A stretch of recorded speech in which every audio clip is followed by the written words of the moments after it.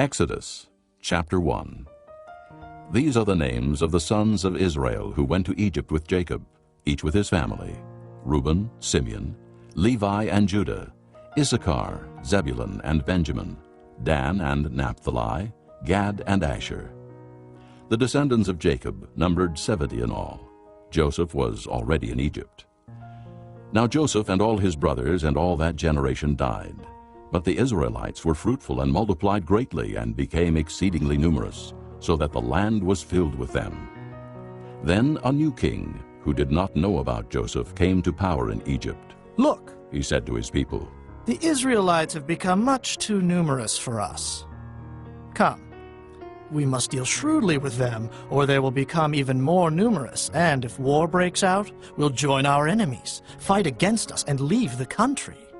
So they put slave masters over them to oppress them with forced labor, and they built Pithom and Ramesses as store cities for Pharaoh.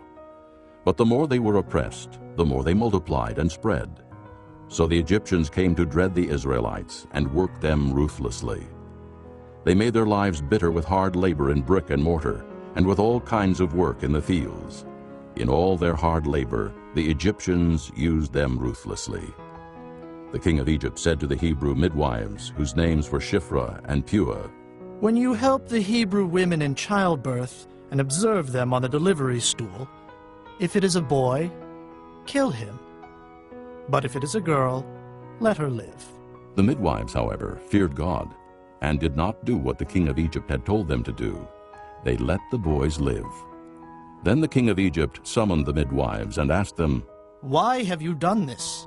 Why have you let the boys live?" The midwives answered Pharaoh, Hebrew women are not like Egyptian women. They are vigorous and give birth before the midwives arrive. So God was kind to the midwives, and the people increased and became even more numerous. And because the midwives feared God, he gave them families of their own. Then Pharaoh gave this order to all his people: "Every boy that is born you must throw into the Nile, but let every girl live." Chapter 2. Now a man of the house of Levi married a Levite woman, and she became pregnant and gave birth to a son. When she saw that he was a fine child, she hid him for 3 months. But when she could hide him no longer, she got a papyrus basket for him and coated it with tar and pitch. Then she placed the child in it and put it among the reeds along the bank of the Nile. His sister stood at a distance to see what would happen to him. Then Pharaoh's daughter went down to the Nile to bathe, and her attendants were walking along the riverbank. She saw the basket among the reeds and sent her slave girl to get it. She opened it and saw the baby. He was crying, and she felt sorry for him. "This is one of the Hebrew babies," she said. Then his sister asked Pharaoh's daughter, "Shall I go and get one of the Hebrew women to nurse the baby for you?" "Yes, go." she answered, and the girl went and got the baby's mother. Pharaoh's daughter said to her, "Take this baby and nurse him for me, and I will pay you." So the woman took the baby and nursed him. When the child grew older, she took him to Pharaoh's daughter, and he became her son. She named him Moses, saying, "I drew him out of the water." One day after Moses had grown up, he went out to where his own people were and watched them at their hard labor. He saw an Egyptian beating a Hebrew, one of his own people. Glancing this way and that, and seeing no one, he killed the Egyptian and hid him in the sand. The next day he went out and saw 2 Hebrews fighting. He asked the one in the wrong, "Why are you hitting your fellow Hebrew?" The man said, "Who made you ruler and judge over us? Are you thinking of killing me as you killed the Egyptian?" Then Moses was afraid and thought, "What I did must have become known." When Pharaoh heard of this, he tried to kill Moses. But Moses fled from Pharaoh and went to live in Midian, where he sat down by a well. Now a priest of Midian had 7 daughters, and they came to draw water and fill the troughs to water their father's flock.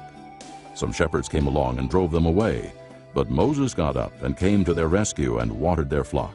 When the girls returned to Reuel, their father, he asked them, "Why have you returned so early today?" They answered, "An Egyptian rescued us from the shepherds. He even drew water for us and watered the flock." "And where is he?" he asked his daughters. "Why did you leave him? Invite him to have something to eat." Moses agreed to stay with the man who gave his daughter Zipporah to Moses in marriage. Zipporah gave birth to a son, and Moses named him Gershom, saying, I have become an alien in a foreign land. During that long period, the king of Egypt died. The Israelites groaned in their slavery and cried out, and their cry for help because of their slavery went up to God. God heard their groaning, and he remembered his covenant with Abraham, with Isaac, and with Jacob. So God looked on the Israelites and was concerned about them. Chapter 3. Now Moses was tending the flock of Jethro, his father-in-law, the priest of Midian, and he led the flock to the far side of the desert and came to Horeb, the mountain of God. There the angel of the Lord appeared to him in flames of fire from within a bush. Moses saw that though the bush was on fire, it did not burn up. So Moses thought, I will go over and see this strange sight, why the bush does not burn up. When the Lord saw that he had gone over to look, God called to him from within the bush, Moses, Moses. And Moses said, Here I am. Do not come any closer. God said, Take off your sandals, for the place where you are standing is holy ground. Then he said, I am the God of your father, the God of Abraham, the God of Isaac, and the God of Jacob. At this, Moses hid his face, because he was afraid to look at God. The Lord said, I have indeed seen the misery of my people in Egypt. I have heard them crying out because of their slave drivers, and I am concerned about their suffering.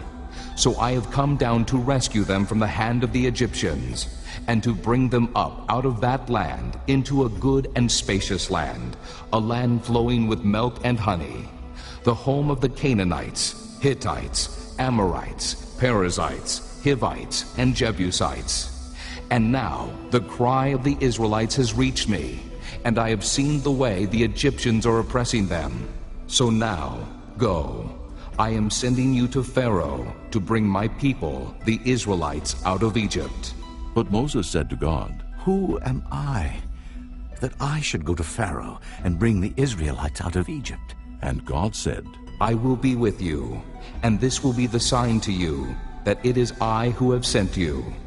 When you have brought the people out of Egypt, you will worship God on this mountain. Moses said to God, Suppose I go to the Israelites and say to them, The God of your fathers has sent me to you, and they ask me, What is his name? Then what shall I tell them? God said to Moses, I am who I am. This is what you are to say to the Israelites. I am has sent me to you. God also said to Moses, Say to the Israelites, The Lord, the God of your fathers, the God of Abraham, the God of Isaac, and the God of Jacob has sent me to you. This is my name forever, the name by which I am to be remembered from generation to generation. Go assemble the elders of Israel, and say to them, The Lord, the God of your fathers, the God of Abraham, Isaac, and Jacob, appeared to me and said, I have watched over you, and have seen what has been done to you in Egypt, and I have promised to bring you up out of your misery in Egypt into the land of the Canaanites, Hittites, Amorites, Perizzites, Hivites, and Jebusites, a land flowing with milk and honey. The elders of Israel will listen to you. Then you and the elders are to go to the king of Egypt and say to him, The Lord, the God of the Hebrews, has met with us. Let us take a 3-day journey into the desert to offer sacrifices to the Lord our God. But I know that the king of Egypt will not let you go unless a mighty hand compels him. So I will stretch out my hand and strike the Egyptians with all the wonders that I will perform among them. After that, he will let you go. And I will make the Egyptians favorably disposed toward this people, so that when you leave, you will not go empty-handed. Every woman is to ask her neighbor, and any woman living in her house, for articles of silver and gold, and for clothing, which you will put on your sons and daughters. And so you will plunder the Egyptians. Chapter 4. Moses answered, What if they do not believe me, or listen to me and say, The Lord did not appear to you? Then the Lord said to him, What is that in your hand? A staff. He replied. The Lord said, Throw it on the ground. Moses threw it on the ground, and it became a snake, and he ran from it. Then the Lord said to him, Reach out your hand and take it by the tail. So Moses reached out and took hold of the snake, and it turned back into a staff in his hand. This Said the Lord, is so that they may believe that the Lord, the God of their fathers, the God of Abraham, the God of Isaac, and the God of Jacob has appeared to you. Then the Lord said, Put your hand inside your cloak. So Moses put his hand into his cloak, and when he took it out, it was leprous, like snow. Now put it back into your cloak. He said. So Moses put his hand back into his cloak, and when he took it out, it was restored like the rest of his flesh. Then the Lord said, If they do not believe you or pay attention to the first miraculous sign, they may believe the second. But if they do not believe these two signs or listen to you, take some water from the Nile and pour it on the dry ground. The water you take from the river will become blood on the ground.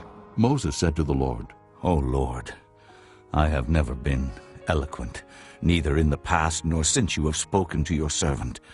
I am slow of speech and tongue. The Lord said to him, Who gave man his mouth? Who makes him deaf or mute? Who gives him sight or makes him blind? Is it not I, the Lord? Now go, I will help you speak and will teach you what to say. But Moses said, O Lord, please send someone else to do it. Then the Lord's anger burned against Moses, and he said, What about your brother, Aaron the Levite? I know he can speak well. He is already on his way to meet you, and his heart will be glad when he sees you. You shall speak to him and put words in his mouth. I will help both of you speak and will teach you what to do. He will speak to the people for you, and it will be as if he were your mouth, and as if you were God to him. But take this staff in your hand, so you can perform miraculous signs with it. Then Moses went back to Jethro, his father-in-law, and said to him, Let me go back to my own people in Egypt, to see if any of them are still alive. Jethro said, Go, and I wish you well. Now the Lord had said to Moses in Midian, Go back to Egypt, for all the men who wanted to kill you are dead. So Moses took his wife and sons, put them on a donkey, and started back to Egypt. And he took the staff of God in his hand. The Lord said to Moses, When you return to Egypt, see that you perform before Pharaoh all the wonders I have given you the power to do. But I will harden his heart, so that he will not let the people go. Then say to Pharaoh, This is what the Lord says, Israel is my firstborn son, and I told you, Let my son go, so he may worship me. But you refuse to let him go, so I will kill your firstborn son. At a lodging place on the way, the Lord met Moses and was about to kill him. But Zipporah took a flint knife, cut off her son's foreskin, and touched Moses' feet with it. Surely you are a bridegroom of blood to me. She said. So the Lord let him alone. At that time she said, bridegroom of blood, referring to circumcision. The Lord said to Aaron, Go into the desert to meet Moses. So he met Moses at the mountain of God and kissed him. Then Moses told Aaron everything the Lord had sent him to say, and also about all the miraculous signs he had commanded him to perform. Moses and Aaron brought together all the elders of the Israelites, and Aaron told them everything the Lord had said to Moses. He also performed the signs before the people, and they believed. And when they heard that the Lord was concerned about them and had seen their misery, they bowed down and worshipped. Chapter 5. Afterward, Moses and Aaron went to Pharaoh and said, This is what the Lord, the God of Israel, says. Let my people go, so that they may hold a festival to me in the desert. Pharaoh said, Who is the Lord that I should obey him and let Israel go? I do not know the Lord, and I will not let Israel go. Then they said, The God of the Hebrews has met with us. Now let us take a 3-day journey into the desert to offer sacrifices to the Lord our God, or he may strike us with plagues, or with the sword. But the king of Egypt said, Moses and Aaron, why are you taking the people away from their labor? Get back to your work. Then Pharaoh said, Look, the people of the land are now numerous, and you are stopping them from working. That same day, Pharaoh gave this order to the slave drivers and foremen in charge of the people. You are no longer to supply the people with straw for making bricks. Let them go and gather their own straw. But Require them to make the same number of bricks as before. Don't reduce the quota. They are lazy. That is why they are crying out, 'Let us go and sacrifice to our God.' Make the work harder for the men so that they keep working and pay no attention to lies." Then the slave drivers and the foreman went out and said to the people, "This is what Pharaoh says. I will not give you any more straw. Go and get your own straw wherever you can find it. But your work will not be reduced at all." So the people scattered all over Egypt to gather stubble to use for straw. The slave drivers kept pressing them, saying, "Complete the work required of you for each day, just as when you had straw." The Israelite foremen, appointed by Pharaoh's slave drivers, were beaten and were asked, "Why didn't you meet your quota of bricks yesterday or today as before?" Then the Israelite foreman went and appealed to Pharaoh. "Why have you treated your servants this way? Your servants are given no straw, yet we are told make bricks. Your servants are being beaten, but the fault is with your own people." Pharaoh said, "Lazy, that's what you are. Lazy. That is why you keep saying, 'Let us go and sacrifice to the Lord.' Now get to work. You will not be given any straw, yet you must produce your full quota of bricks." The Israelite foremen realized they were in trouble when they were told, "You are not to reduce the number of bricks required of you for each day." When they left Pharaoh, they found Moses and Aaron waiting to meet them, and they said, "May the Lord look upon you and judge you. You have made us a stench to Pharaoh and his officials and have put a sword in their hand to kill us." Moses returned to the Lord and said, O Lord, why have you brought trouble upon this people? Is this why you sent me? Ever since I went to Pharaoh to speak in your name, he has brought trouble upon this people, and you have not rescued your people at all. Chapter 6. Then the Lord said to Moses, "Now you will see what I will do to Pharaoh. Because of my mighty hand, he will let them go. Because of my mighty hand, he will drive them out of his country." God also said to Moses, "I am the Lord. I appeared to Abraham, to Isaac, and to Jacob as God Almighty. But by my name the Lord, I did not make myself known to them. I also established my covenant with them, to give them the land of Canaan, where they lived as aliens. Moreover, I have heard the groaning of the Israelites, whom the Egyptians are enslaving, and I have remembered my covenant. Therefore, say to the Israelites, I am the Lord, and I will bring you out from under the yoke of the Egyptians. I will free you from being slaves to them, and I will redeem you with an outstretched arm and with mighty acts of judgment. I will take you as my own people, and I will be your God. Then you will know that I am the Lord your God, who brought you out from under the yoke of the Egyptians. And I will bring you to the land I swore with uplifted hand to give to Abraham, to Isaac, and to Jacob. I will give it to you as a possession. I am the Lord." Moses reported this to the Israelites, but they did not listen to him because of their discouragement and cruel bondage. Then the Lord said to Moses, "Go, tell Pharaoh, king of Egypt, to let the Israelites go out of his country." But Moses said to the Lord, If the Israelites will not listen to me, why would Pharaoh listen to me, since I speak with faltering lips? Now the Lord spoke to Moses and Aaron about the Israelites and Pharaoh king of Egypt, and he commanded them to bring the Israelites out of Egypt. These were the heads of their families. The sons of Reuben, the firstborn son of Israel, were Hanok and Pallu, Hezron and Carmi. These were the clans of Reuben.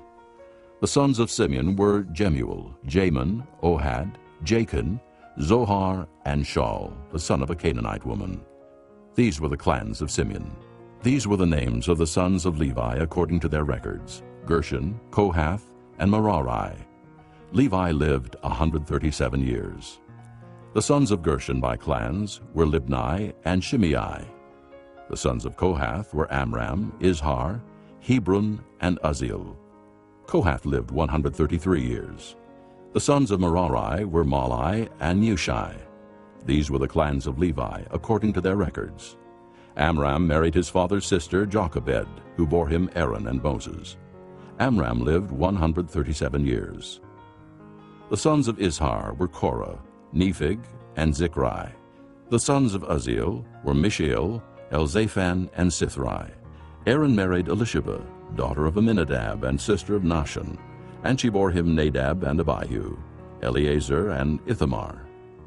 The sons of Korah were Asher, Elkanah, and Abiasaph. These were the Korite clans. Eleazar, son of Aaron, married one of the daughters of Putiel, and she bore him Phinehas. These were the heads of the Levite families, clan by clan. It was this same Aaron and Moses to whom the Lord said, "Bring the Israelites out of Egypt by their divisions." They were the ones who spoke to Pharaoh, king of Egypt, about bringing the Israelites out of Egypt. It was the same Moses and Aaron. Now when the Lord spoke to Moses in Egypt, he said to him, "I am the Lord. Tell Pharaoh, king of Egypt, everything I tell you." But Moses said to the Lord, Since I speak with faltering lips, why would Pharaoh listen to me? Chapter 7. Then the Lord said to Moses, "See, I have made you like God to Pharaoh, and your brother Aaron will be your prophet. You are to say everything I command you, and your brother Aaron is to tell Pharaoh to let the Israelites go out of his country. But I will harden Pharaoh's heart, and though I multiply my miraculous signs and wonders in Egypt, he will not listen to you. Then I will lay my hand on Egypt, and with mighty acts of judgment I will bring out my divisions, my people the Israelites. And the Egyptians will know that I am the Lord when I stretch out my hand against Egypt and bring the Israelites out of it." Moses and Aaron did just as the Lord commanded them. Moses was 80 years old, and Aaron 83 when they spoke to Pharaoh. The Lord said to Moses and Aaron, "When Pharaoh says to you, 'Perform a miracle,' then say to Aaron, 'Take your staff and throw it down before Pharaoh, and it will become a snake.'" So Moses and Aaron went to Pharaoh and did just as the Lord commanded. Aaron threw his staff down in front of Pharaoh and his officials, and it became a snake. Pharaoh then summoned wise men and sorcerers, and the Egyptian magicians also did the same things by their secret arts. Each one threw down his staff, and it became a snake. But Aaron's staff swallowed up their staffs. Yet Pharaoh's heart became hard, and he would not listen to them, just as the Lord had said. Then the Lord said to Moses, "Pharaoh's heart is unyielding. He refuses to let the people go. Go to Pharaoh in the morning as he goes out to the water. Wait on the bank of the Nile to meet him, and take in your hand the staff that was changed into a snake.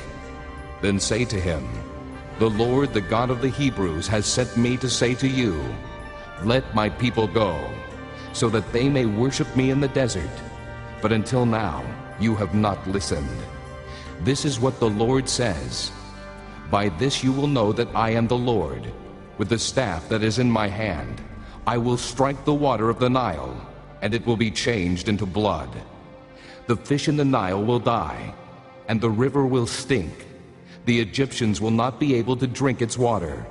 The Lord said to Moses, "Tell Aaron, take your staff and stretch out your hand over the waters of Egypt, over the streams and canals, over the ponds and all the reservoirs, and they will turn to blood. Blood will be everywhere in Egypt, even in the wooden buckets and stone jars." Moses and Aaron did just as the Lord had commanded. He raised his staff in the presence of Pharaoh and his officials and struck the water of the Nile, and all the water was changed into blood. The fish in the Nile died, and the river smelled so bad that the Egyptians could not drink its water. Blood was everywhere in Egypt. But the Egyptian magicians did the same things by their secret arts, and Pharaoh's heart became hard. He would not listen to Moses and Aaron, just as the Lord had said. Instead, he turned and went into his palace and did not take even this to heart. And all the Egyptians dug along the Nile to get drinking water, because they could not drink the water of the river. 7 days passed after the Lord struck the Nile. Chapter 8. Then the Lord said to Moses, "Go to Pharaoh and say to him, 'This is what the Lord says, let my people go, so that they may worship me. If you refuse to let them go, I will plague your whole country with frogs. The Nile will teem with frogs. They will come up into your palace and your bedroom and onto your bed, into the houses of your officials and on your people, and into your ovens and kneading troughs. The frogs will go up on you and your people and all your officials. Then the Lord said to Moses, Tell Aaron, stretch out your hand with your staff over the streams and canals and ponds, and make frogs come up on the land of Egypt. So Aaron stretched out his hand over the waters of Egypt, and the frogs came up and covered the land.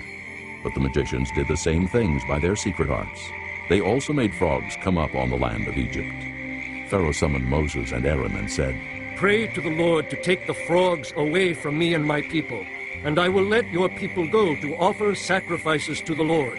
Moses said to Pharaoh, I leave to you the honor of setting the time for me to pray for you and your officials and your people, that you and your houses may be rid of the frogs, except for those that remain in the Nile. Tomorrow, Pharaoh said. Moses replied, It will be as you say, so that you may know there is no one like the Lord our God. The frogs will leave you and your houses, your officials, and your people. They will remain only in the Nile. After Moses and Aaron left Pharaoh, Moses cried out to the Lord about the frogs he had brought on Pharaoh. And the Lord did what Moses asked.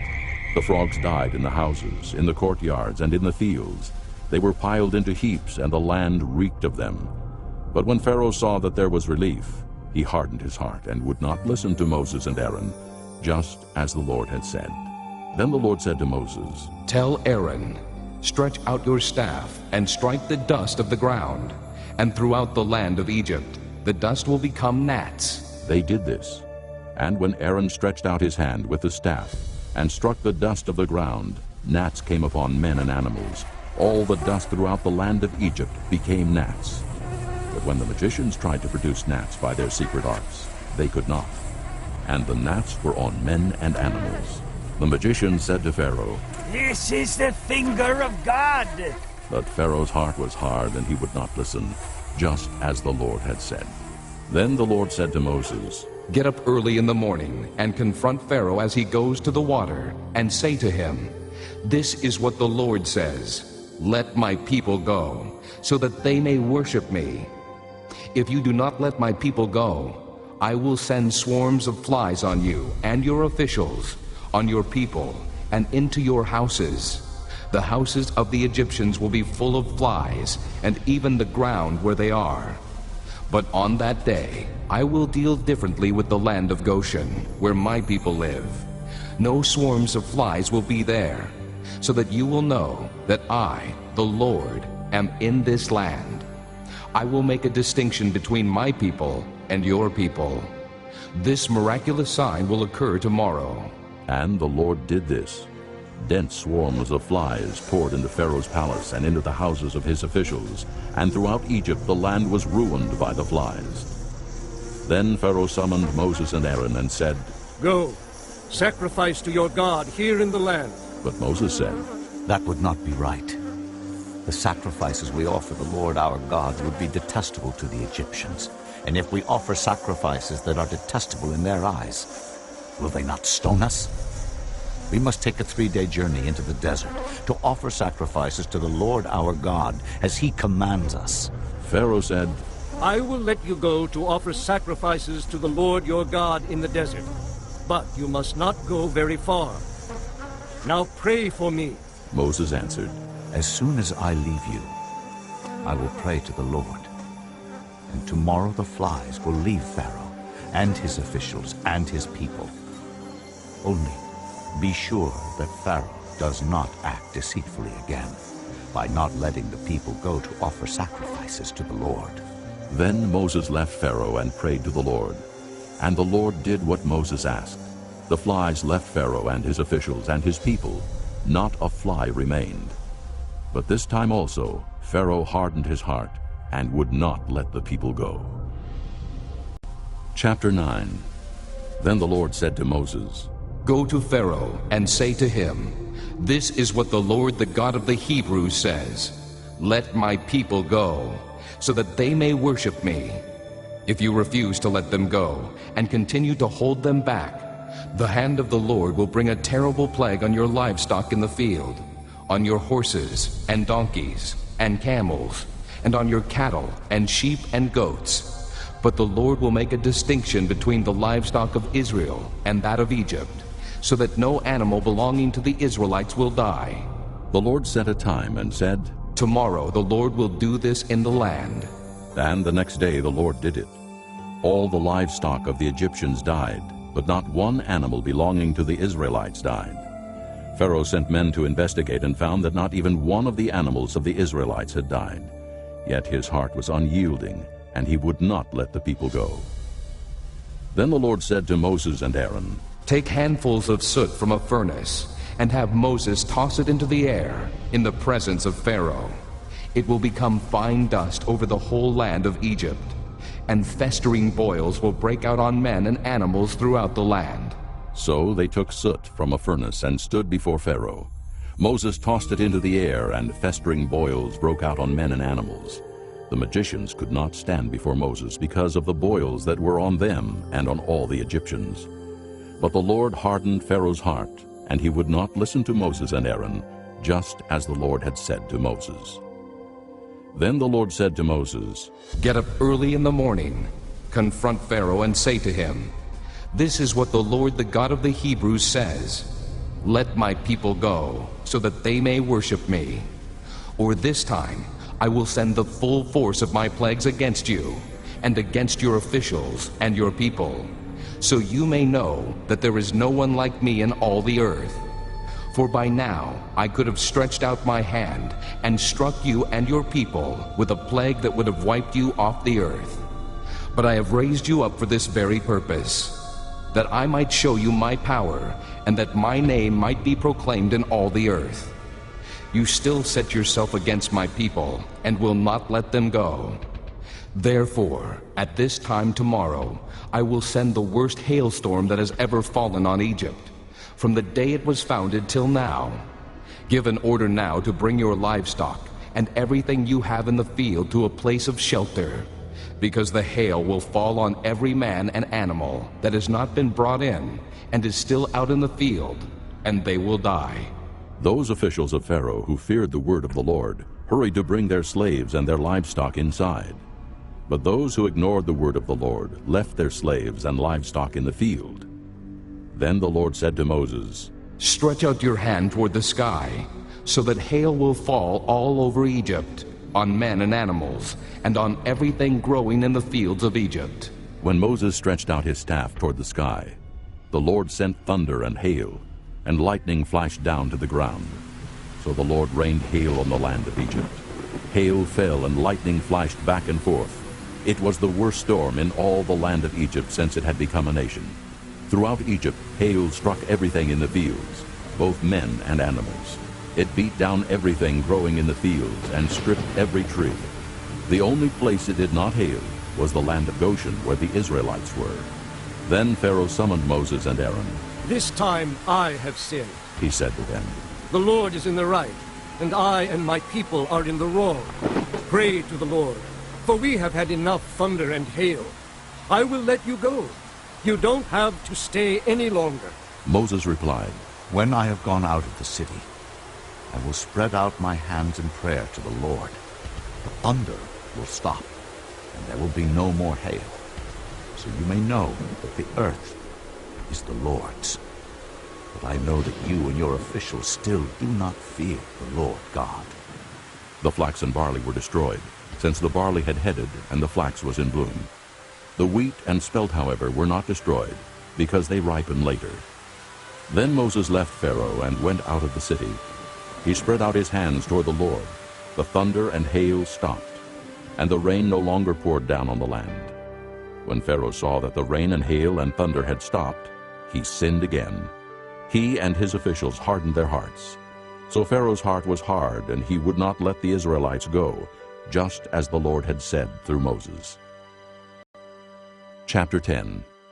Then the Lord said to Moses, Go to Pharaoh, for I have hardened his heart and the hearts of his officials, so that I may perform these miraculous signs of mine among them, that you may tell your children and grandchildren how I dealt harshly with the Egyptians, and how I performed my signs among them, and that you may know that I am the Lord.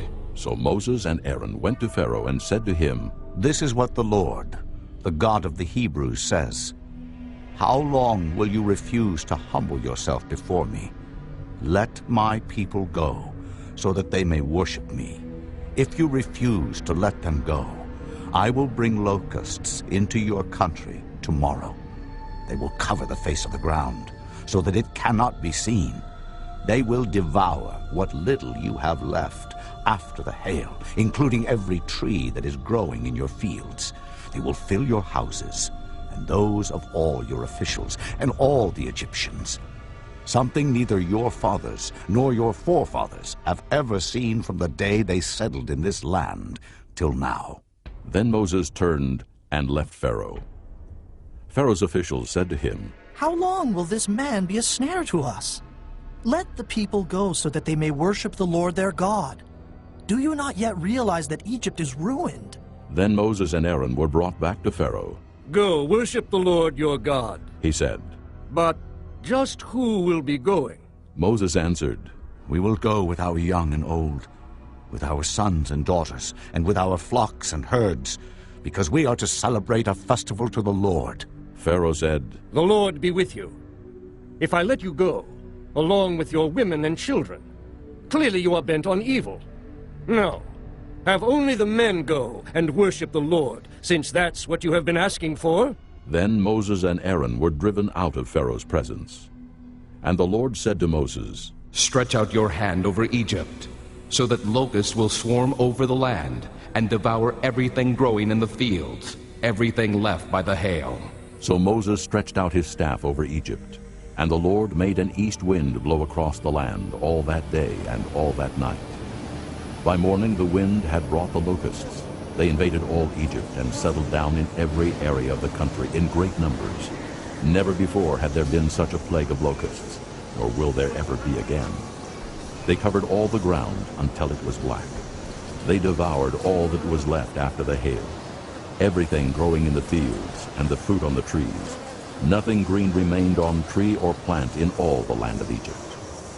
Pharaoh quickly summoned Moses and Aaron and said, I have sinned against the Lord your God and against you.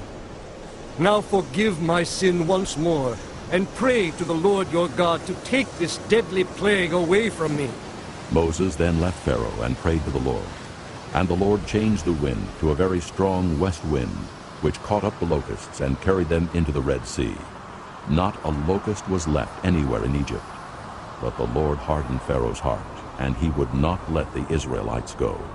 Then the Lord said to Moses, Stretch out your hand toward the sky, so that darkness will spread over Egypt, darkness that can be felt. So Moses stretched out his hand toward the sky, and total darkness covered all Egypt for 3 days. No one could see anyone else or leave his place for 3 days. Yet all the Israelites had light in the places where they lived. Then Pharaoh summoned Moses and said, Go, worship the Lord. Even your women and children may go with you.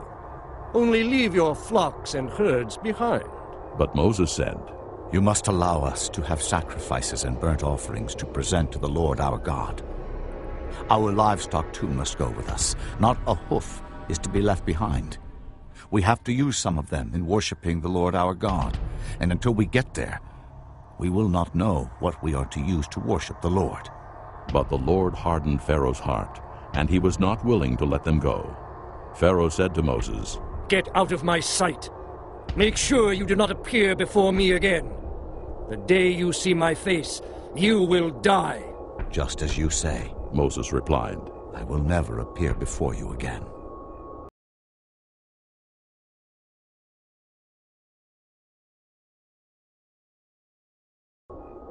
Chapter 11.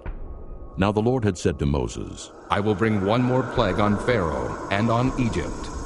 After that, he will let you go from here. And when he does, he will drive you out completely. Tell the people that men and women alike are to ask their neighbors for articles of silver and gold. The Lord made the Egyptians favorably disposed toward the people, and Moses himself was highly regarded in Egypt by Pharaoh's officials and by the people. So Moses said, This is what the Lord says. About midnight, I will go throughout Egypt. Every firstborn son in Egypt will die, from the firstborn son of Pharaoh who sits on the throne, to the firstborn son of the slave girl, who is at her handmill, and all the firstborn of the cattle as well.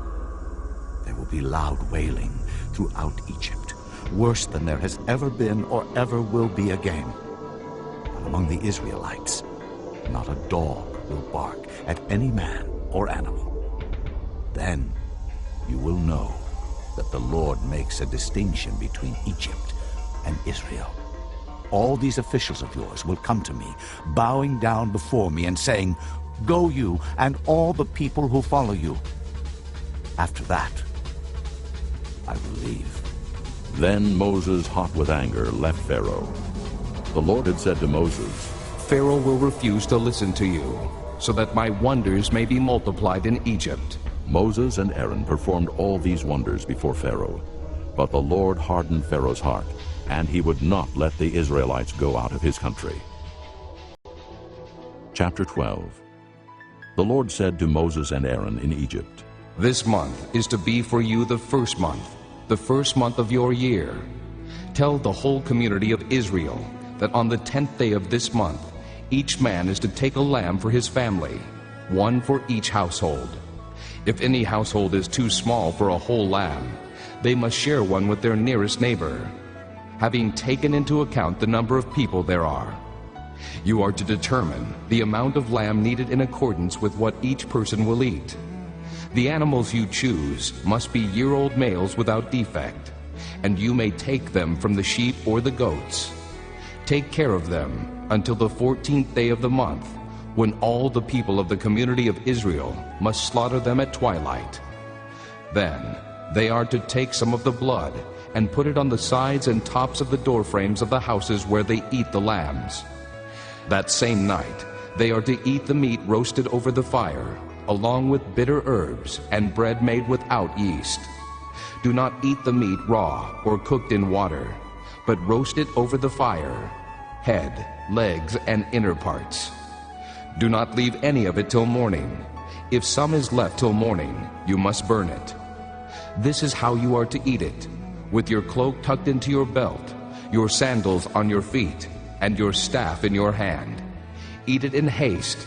It is the Lord's Passover. On that same night, I will pass through Egypt and strike down every firstborn, both men and animals. And I will bring judgment on all the gods of Egypt. I am the Lord. The blood will be a sign for you on the houses where you are, and when I see the blood, I will pass over you. No destructive plague will touch you when I strike Egypt. This is a day you are to commemorate. For the generations to come, you shall celebrate it as a festival to the Lord, a lasting ordinance. For 7 days you are to eat bread made without yeast. On the first day, remove the yeast from your houses. For whoever eats anything with yeast in it, from the first day through the 7th, must be cut off from Israel. On the first day, hold a sacred assembly, and another one on the 7th day. Do no work at all on these days, except to prepare food for everyone to eat. That is all you may do. Celebrate the Feast of Unleavened Bread, because it was on this very day that I brought your divisions out of Egypt. Celebrate this day as a lasting ordinance for the generations to come. In the first month, you are to eat bread made without yeast, from the evening of the 14th day until the evening of the 21st day. For 7 days, no yeast is to be found in your houses, and whoever eats anything with yeast in it must be cut off from the community of Israel, whether he is an alien or native-born. Eat nothing made with yeast. Wherever you live, you must eat unleavened bread. Then Moses summoned all the elders of Israel and said to them, Go at once and select the animals for your families and slaughter the Passover lamb. Take a bunch of hyssop, dip it into the blood in the basin, and put some of the blood on the top and on both sides of the doorframe. Not one of you shall go out the door of his house until morning. When the Lord goes through the land to strike down the Egyptians, he will see the blood on the top and sides of the doorframe and will pass over that doorway. And he will not permit the destroyer to enter your houses and strike you down. Obey these instructions as a lasting ordinance for you and your descendants. When you enter the land that the Lord will give you, as he promised, observe this ceremony. And when your children ask you, "What does this ceremony mean to you?" then tell them, "It is the Passover sacrifice to the Lord, who passed over the houses of the Israelites in Egypt and spared our homes when he struck down the Egyptians." Then the people bowed down and worshipped. The Israelites did just what the Lord commanded Moses and Aaron. At midnight, the Lord struck down all the firstborn in Egypt, from the firstborn of Pharaoh who sat on the throne, to the firstborn of the prisoner who was in the dungeon, and the firstborn of all the livestock as well. Pharaoh and all his officials and all the Egyptians got up during the night, and there was loud wailing in Egypt, for there was not a house without someone dead. During the night, Pharaoh summoned Moses and Aaron and said, "Up! Leave my people, you and the Israelites. Go worship the Lord as you have requested. Take your flocks and herds as you have said, and go, and also bless me." The Egyptians urged the people to hurry and leave the country. For otherwise, they said, "we will all die." So the people took their dough before the yeast was added, and carried it on their shoulders in kneading troughs wrapped in clothing. The Israelites did as Moses instructed, and asked the Egyptians for articles of silver and gold and for clothing. The Lord had made the Egyptians favorably disposed toward the people, and they gave them what they asked for. So they plundered the Egyptians. The Israelites journeyed from Ramesses to Succoth. There were about 600,000 men on foot, besides women and children. Many other people went up with them, as well as large droves of livestock, both flocks and herds. With the dough they had brought from Egypt, they baked cakes of unleavened bread. The dough was without yeast because they had been driven out of Egypt and did not have time to prepare food for themselves. Now the length of time the Israelite people lived in Egypt was 430 years. At the end of the 430 years, to the very day, all the Lord's divisions left Egypt. Because the Lord kept vigil that night to bring them out of Egypt, on this night all the Israelites are to keep vigil to honor the Lord for the generations to come. The Lord said to Moses and Aaron, "These are the regulations for the Passover. No foreigner is to eat of it. Any slave you have bought may eat of it after you have circumcised him. But a temporary resident and a hired worker may not eat of it. It must be eaten inside one house. Take none of the meat outside the house. Do not break any of the bones. The whole community of Israel must celebrate it. An alien living among you who wants to celebrate the Lord's Passover must have all the males in his household circumcised. Then he may take part, like one born in the land. No uncircumcised male may eat of it. The same law applies to the native born and to the alien living among you." All the Israelites did just what the Lord had commanded Moses and Aaron. And on that very day, the Lord brought the Israelites out of Egypt by their divisions. Chapter 13. The Lord said to Moses, "Consecrate to me every firstborn male. The first offspring of every womb among the Israelites belongs to me, whether man or animal."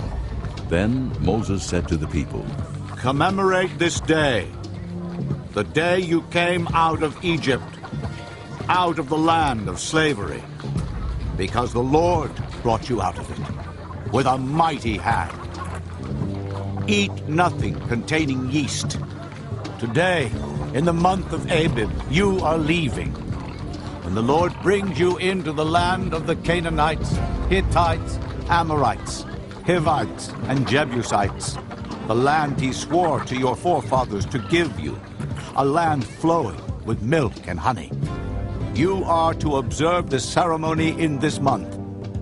For 7 days eat bread made without yeast, and on the 7th day hold a festival to the Lord. Eat unleavened bread during those 7 days. Nothing with yeast in it is to be seen among you, nor shall any yeast be seen anywhere within your borders. On that day, tell your son, I do this because of what the Lord did for me when I came out of Egypt. This observance will be for you like a sign on your hand and a reminder on your forehead that the law of the Lord is to be on your lips. For the Lord brought you out of Egypt with his mighty hand. You must keep this ordinance at the appointed time, year after year. After the Lord brings you into the land of the Canaanites and gives it to you, as he promised on oath to you and your forefathers, you are to give over to the Lord the first offspring of every womb. All the firstborn males of your livestock belong to the Lord. Redeem with a lamb every firstborn donkey. But if you do not redeem it, break its neck. Redeem every firstborn among your sons. In days to come, when your son asks you, "What does this mean?" say to him, "With a mighty hand the Lord brought us out of Egypt, out of the land of slavery. When Pharaoh stubbornly refused to let us go, the Lord killed every firstborn in Egypt, both man and animal. This is why I sacrifice to the Lord the first male offspring of every womb, and redeem each of my firstborn sons. And it will be like a sign on your hand, and a symbol on your forehead, that the Lord brought us out of Egypt with his mighty hand." When Pharaoh let the people go, God did not lead them on the road through the Philistine country, though that was shorter. For God said, "If they face war, they might change their minds and return to Egypt." So God led the people around by the desert road toward the Red Sea. The Israelites went up out of Egypt armed for battle. Moses took the bones of Joseph with him because Joseph had made the sons of Israel swear an oath. He had said, "God will surely come to your aid, and then you must carry my bones up with you from this place."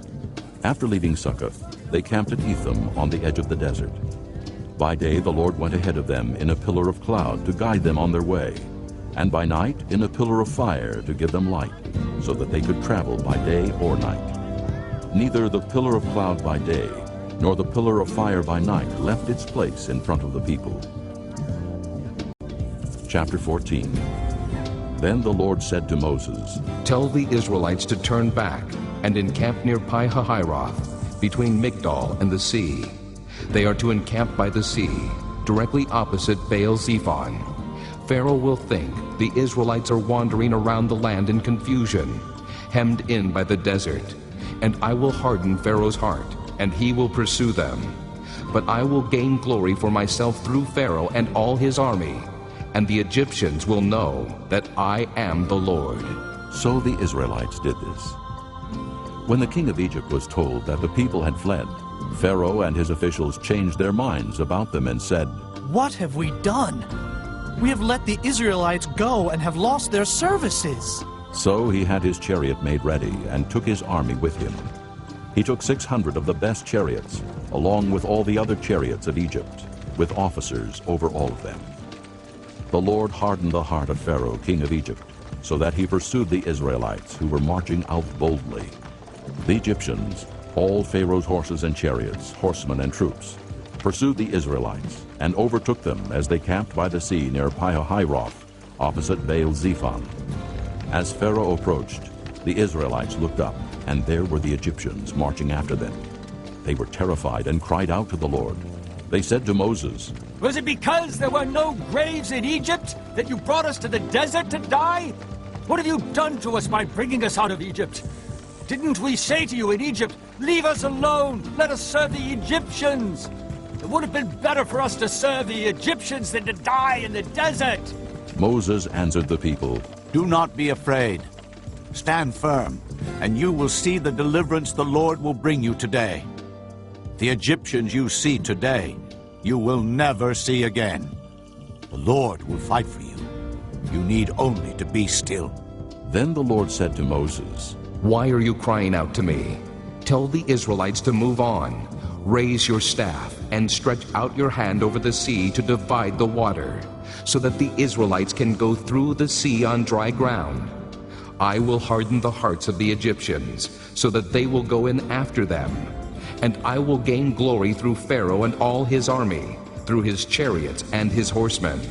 The Egyptians will know that I am the Lord when I gain glory through Pharaoh, his chariots, and his horsemen." Then the angel of God, who had been traveling in front of Israel's army, withdrew and went behind them. The pillar of cloud also moved from in front and stood behind them, coming between the armies of Egypt and Israel. Throughout the night the cloud brought darkness to the one side and light to the other side, so neither went near the other all night long. Then Moses stretched out his hand over the sea, and all that night the Lord drove the sea back with a strong east wind and turned it into dry land. The waters were divided, and the Israelites went through the sea on dry ground, with a wall of water on their right and on their left. The Egyptians pursued them, and all Pharaoh's horses and chariots and horsemen followed them into the sea. During the last watch of the night, the Lord looked down from the pillar of fire and cloud at the Egyptian army and threw it into confusion. He made the wheels of their chariots come off, so that they had difficulty driving. And the Egyptians said, "Let's get away from the Israelites. The Lord is fighting for them against Egypt." Then the Lord said to Moses, "Stretch out your hand over the sea, so that the waters may flow back over the Egyptians and their chariots and horsemen." Moses stretched out his hand over the sea, and at daybreak the sea went back to its place. The Egyptians were fleeing toward it, and the Lord swept them into the sea. The water flowed back and covered the chariots and horsemen, the entire army of Pharaoh that had followed the Israelites into the sea. Not one of them survived. But the Israelites went through the sea on dry ground, with a wall of water on their right and on their left. That day the Lord saved Israel from the hands of the Egyptians, and Israel saw the Egyptians lying dead on the shore. And when the Israelites saw the great power the Lord displayed against the Egyptians, the people feared the Lord and put their trust in him and in Moses his servant.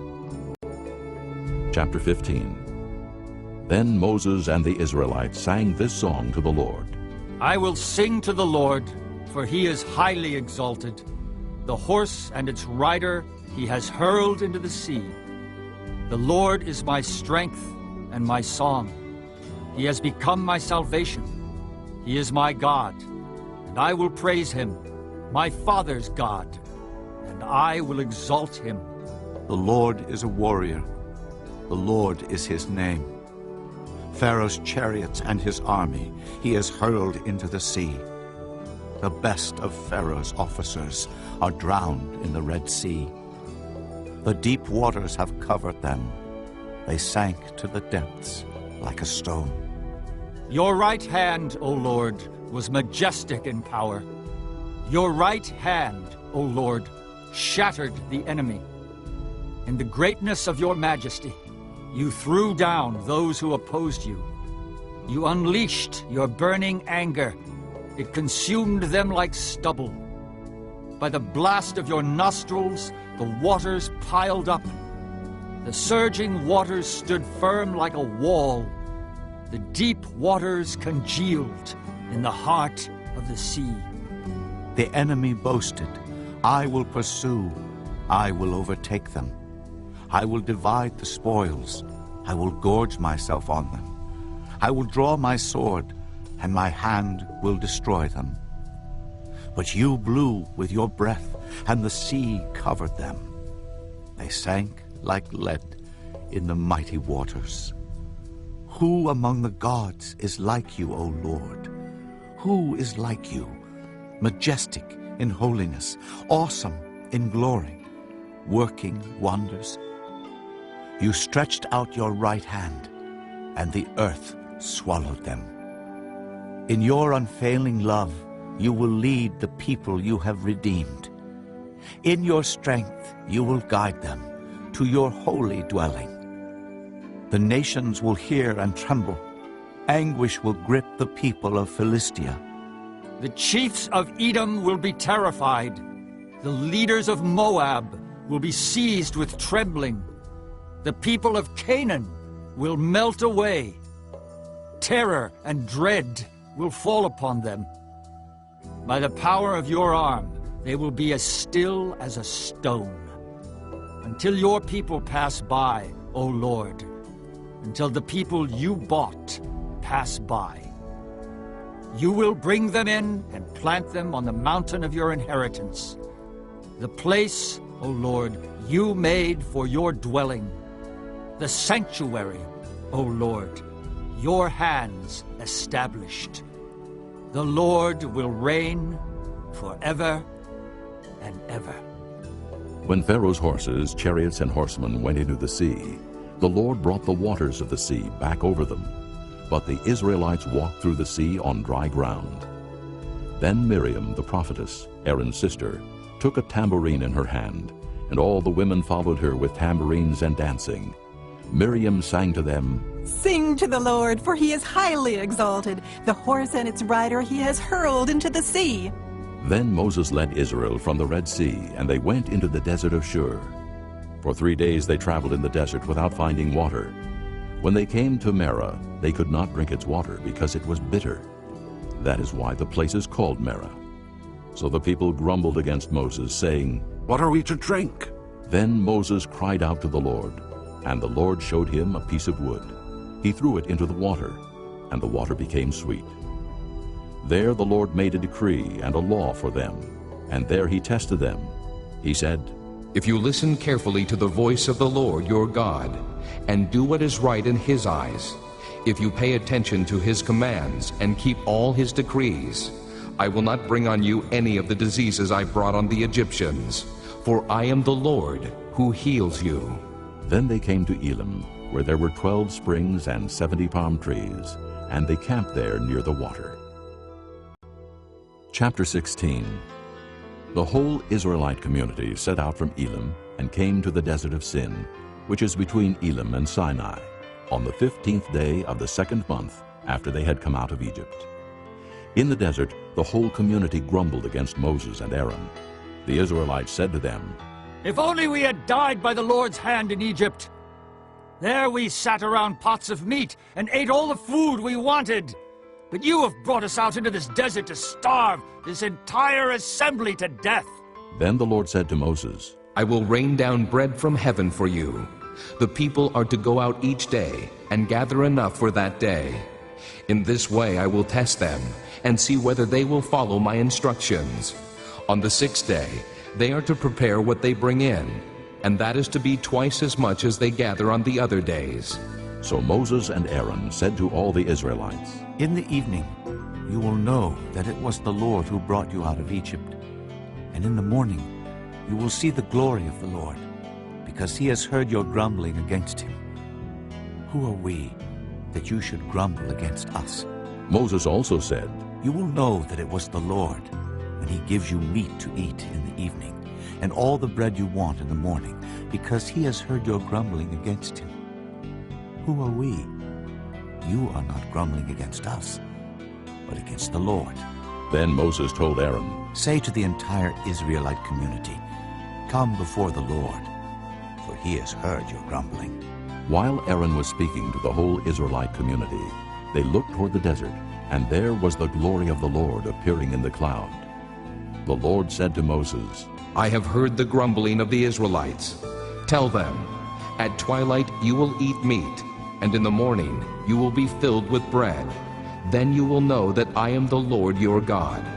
That evening quail came and covered the camp, and in the morning there was a layer of dew around the camp. When the dew was gone, thin flakes like frost on the ground appeared on the desert floor. When the Israelites saw it, they said to each other, "What is it?" For they did not know what it was. Moses said to them, "It is the bread the Lord has given you to eat. This is what the Lord has commanded. Each one is to gather as much as he needs. Take an omer for each person you have in your tent." The Israelites did as they were told. Some gathered much, some little. And when they measured it by the omer, he who gathered much did not have too much, and he who gathered little did not have too little. Each one gathered as much as he needed. Then Moses said to them, "No one is to keep any of it until morning." However, some of them paid no attention to Moses. They kept part of it until morning, but it was full of maggots and began to smell. So Moses was angry with them. Each morning everyone gathered as much as he needed, and when the sun grew hot, it melted away. On the 6th day they gathered twice as much, 2 omers for each person. And the leaders of the community came and reported this to Moses. He said to them, "This is what the Lord commanded. Tomorrow is to be a day of rest, a holy Sabbath to the Lord. So bake what you want to bake and boil what you want to boil. Save whatever is left and keep it until morning." So they saved it until morning, as Moses commanded, and it did not stink or get maggots in it. "Eat it today," Moses said, "because today is a Sabbath to the Lord. You will not find any of it on the ground today. 6 days you are to gather it, but on the 7th day, the Sabbath, there will not be any." Nevertheless, some of the people went out on the 7th day to gather it, but they found none. Then the Lord said to Moses, "How long will you refuse to keep my commands and my instructions? Bear in mind that the Lord has given you the Sabbath. That is why on the 6th day he gives you bread for 2 days. Everyone is to stay where he is on the 7th day. No one is to go out." So the people rested on the 7th day. The people of Israel called the bread manna. It was white like coriander seed and tasted like wafers made with honey. Moses said, "This is what the Lord has commanded. Take an omer of manna and keep it for the generations to come, so they can see the bread I gave you to eat in the desert when I brought you out of Egypt." So Moses said to Aaron, "Take a jar and put an omer of manna in it. Then place it before the Lord to be kept for the generations to come." As the Lord commanded Moses, Aaron put the manna in front of the testimony, that it might be kept. The Israelites ate manna 40 years, until they came to a land that was settled. They ate manna until they reached the border of Canaan. An omer is 1/10 of an ephah. Exodus 17. The whole Israelite community set out from the desert of Sin, traveling from place to place as the Lord commanded. They camped at Rephidim, but there was no water for the people to drink. So they quarreled with Moses and said, "Give us water to drink." Moses replied, "Why do you quarrel with me? Why do you put the Lord to the test?" But the people were thirsty for water there, and they grumbled against Moses. They said, "Why did you bring us up out of Egypt to make us and our children and livestock die of thirst?" Then Moses cried out to the Lord, "What am I to do with these people? They are almost ready to stone me." The Lord answered Moses, "Go out in front of the people. Take with you some of the elders of Israel, and take in your hand the staff with which you struck the Nile, and go. I will stand there before you by the rock at Horeb. Strike the rock, and water will come out of it for the people to drink." So Moses did this in the sight of the elders of Israel. And he called the place Massah and Meribah, because the Israelites quarreled, and because they tested the Lord, saying, "Is the Lord among us or not?" The Amalekites came and attacked the Israelites at Rephidim. Moses said to Joshua, "Choose some of our men and go out to fight the Amalekites. Tomorrow I will stand on top of the hill with the staff of God in my hands." So Joshua fought the Amalekites as Moses had ordered, and Moses, Aaron, and Hur went to the top of the hill. As long as Moses held up his hands, the Israelites were winning. But whenever he lowered his hands, the Amalekites were winning. When Moses' hands grew tired, they took a stone and put it under him, and he sat on it. Aaron and Hur held his hands up, one on one side, one on the other, so that his hands remained steady till sunset. So Joshua overcame the Amalekite army with the sword.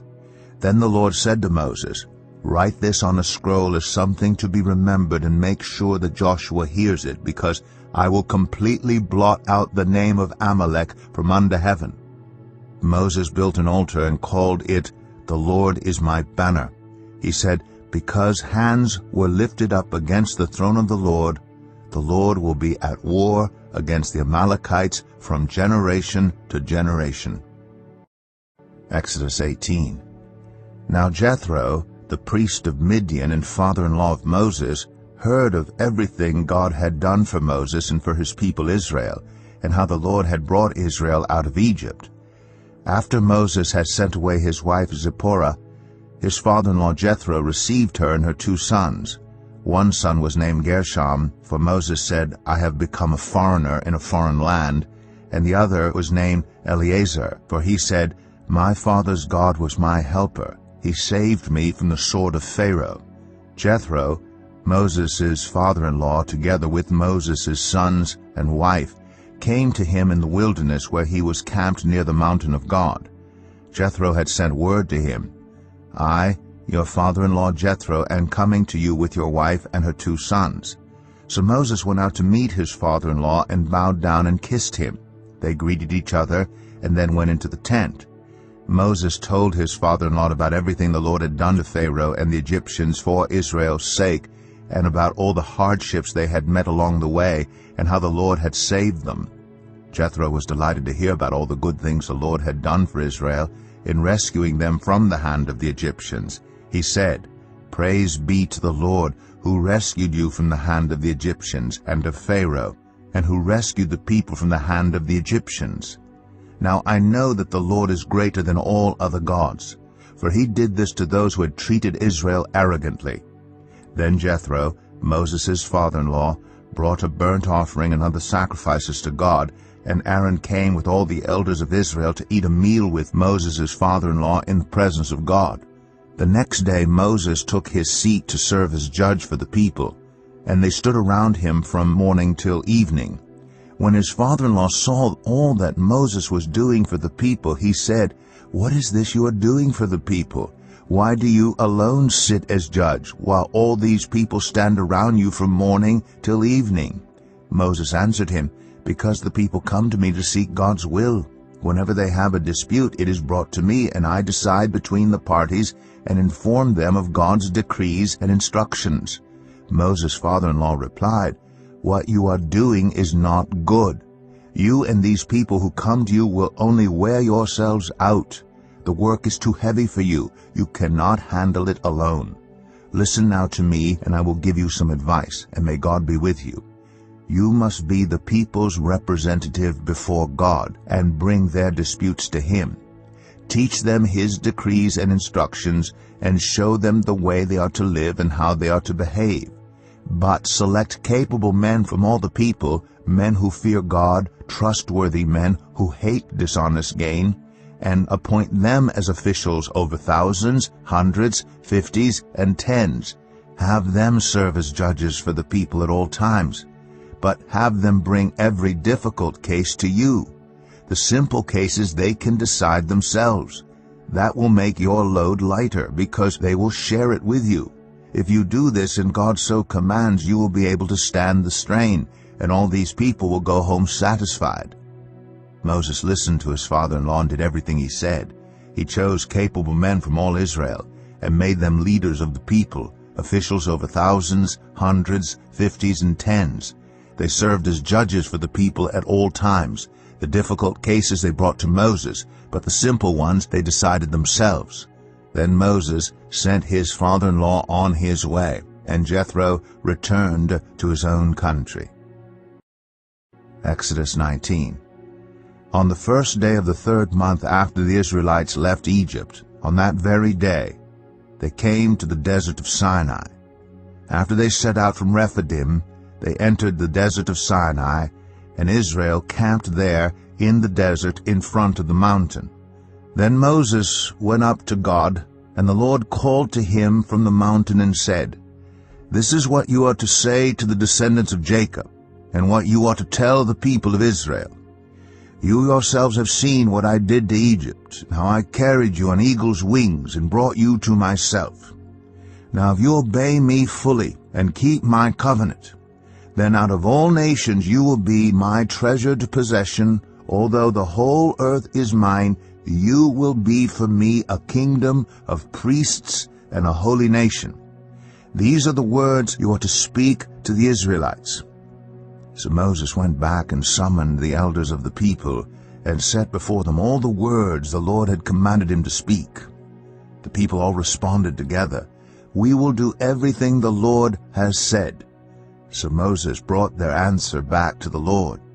The Lord said to Moses, I am going to come to you in a dense cloud, so that the people will hear me speaking with you and will always put their trust in you. Then Moses told the Lord what the people had said. And the Lord said to Moses, Go to the people and consecrate them today and tomorrow.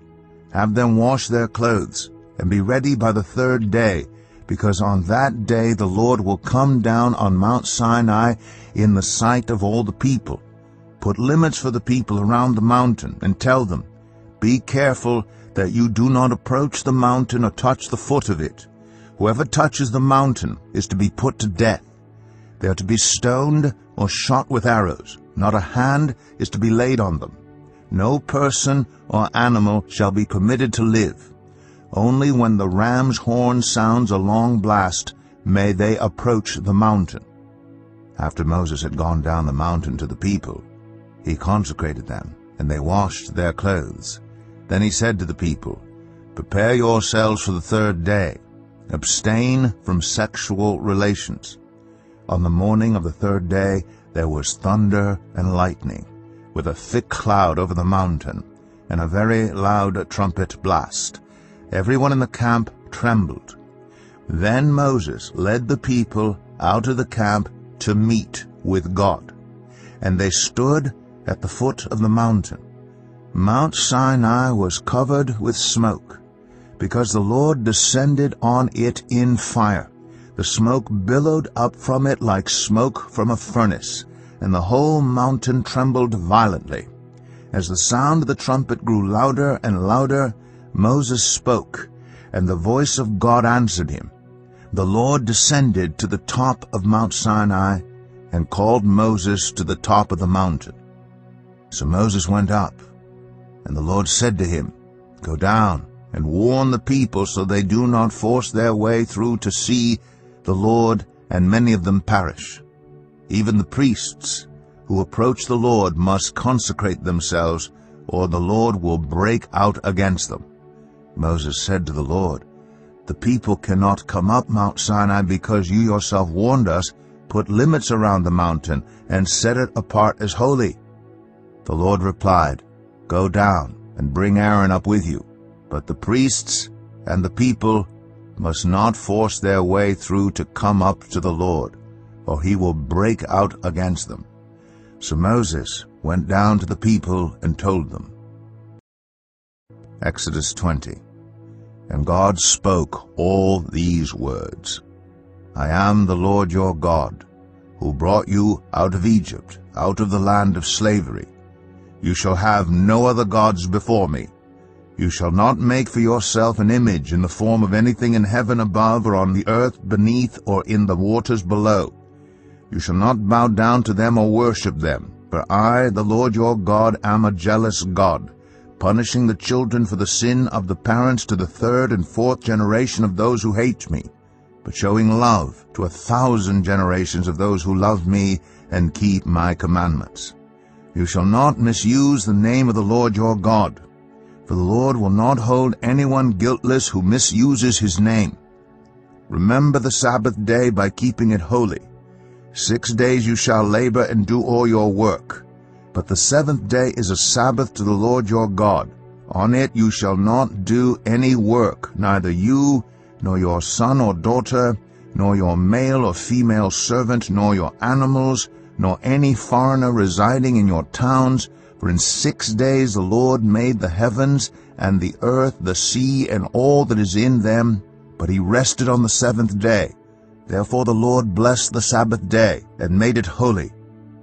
Honor your father and your mother, so that you may live long in the land the Lord your God is giving you.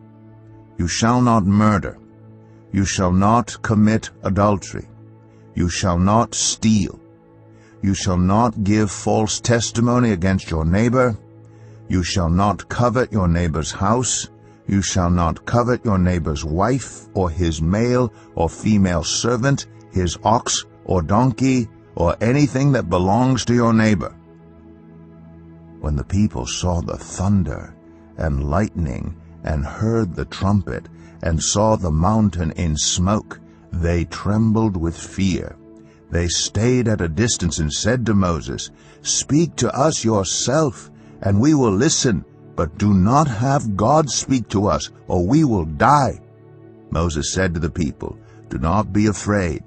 God has come to test you, so that the fear of God will be with you to keep you from sinning.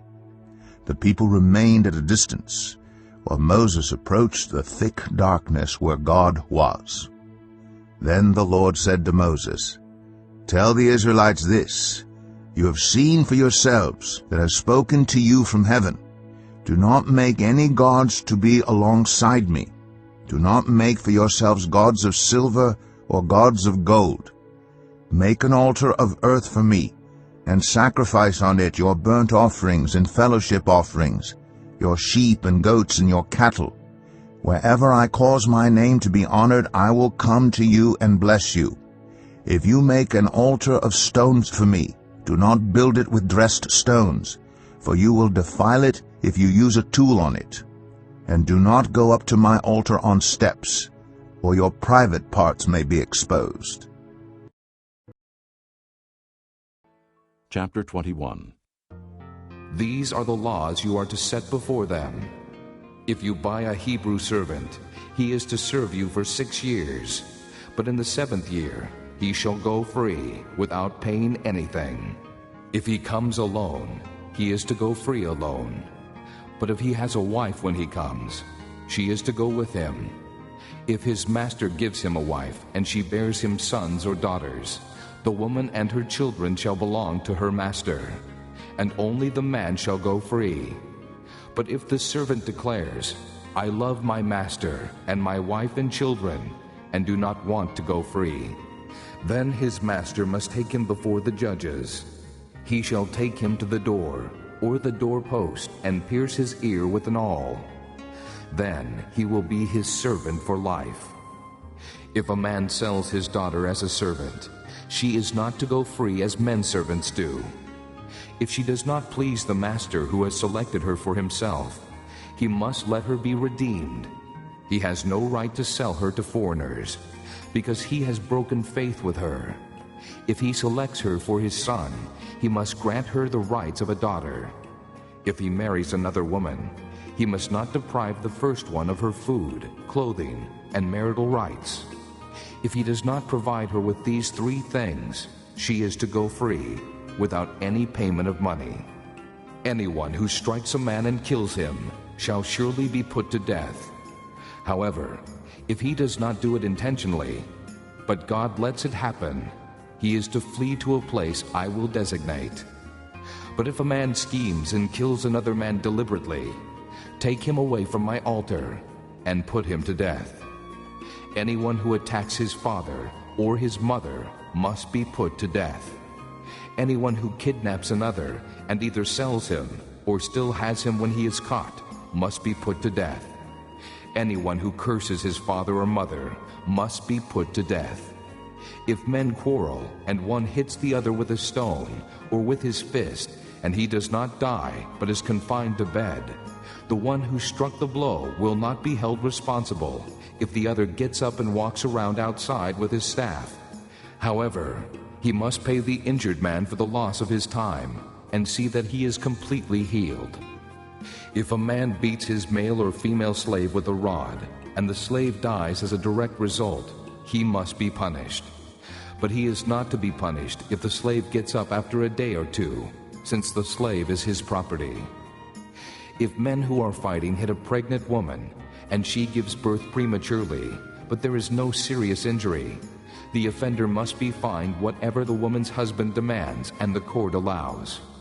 But if there is serious injury, you are to take life for life, eye for eye, tooth for tooth, hand for hand, foot for foot, burn for burn, wound for wound, bruise for bruise.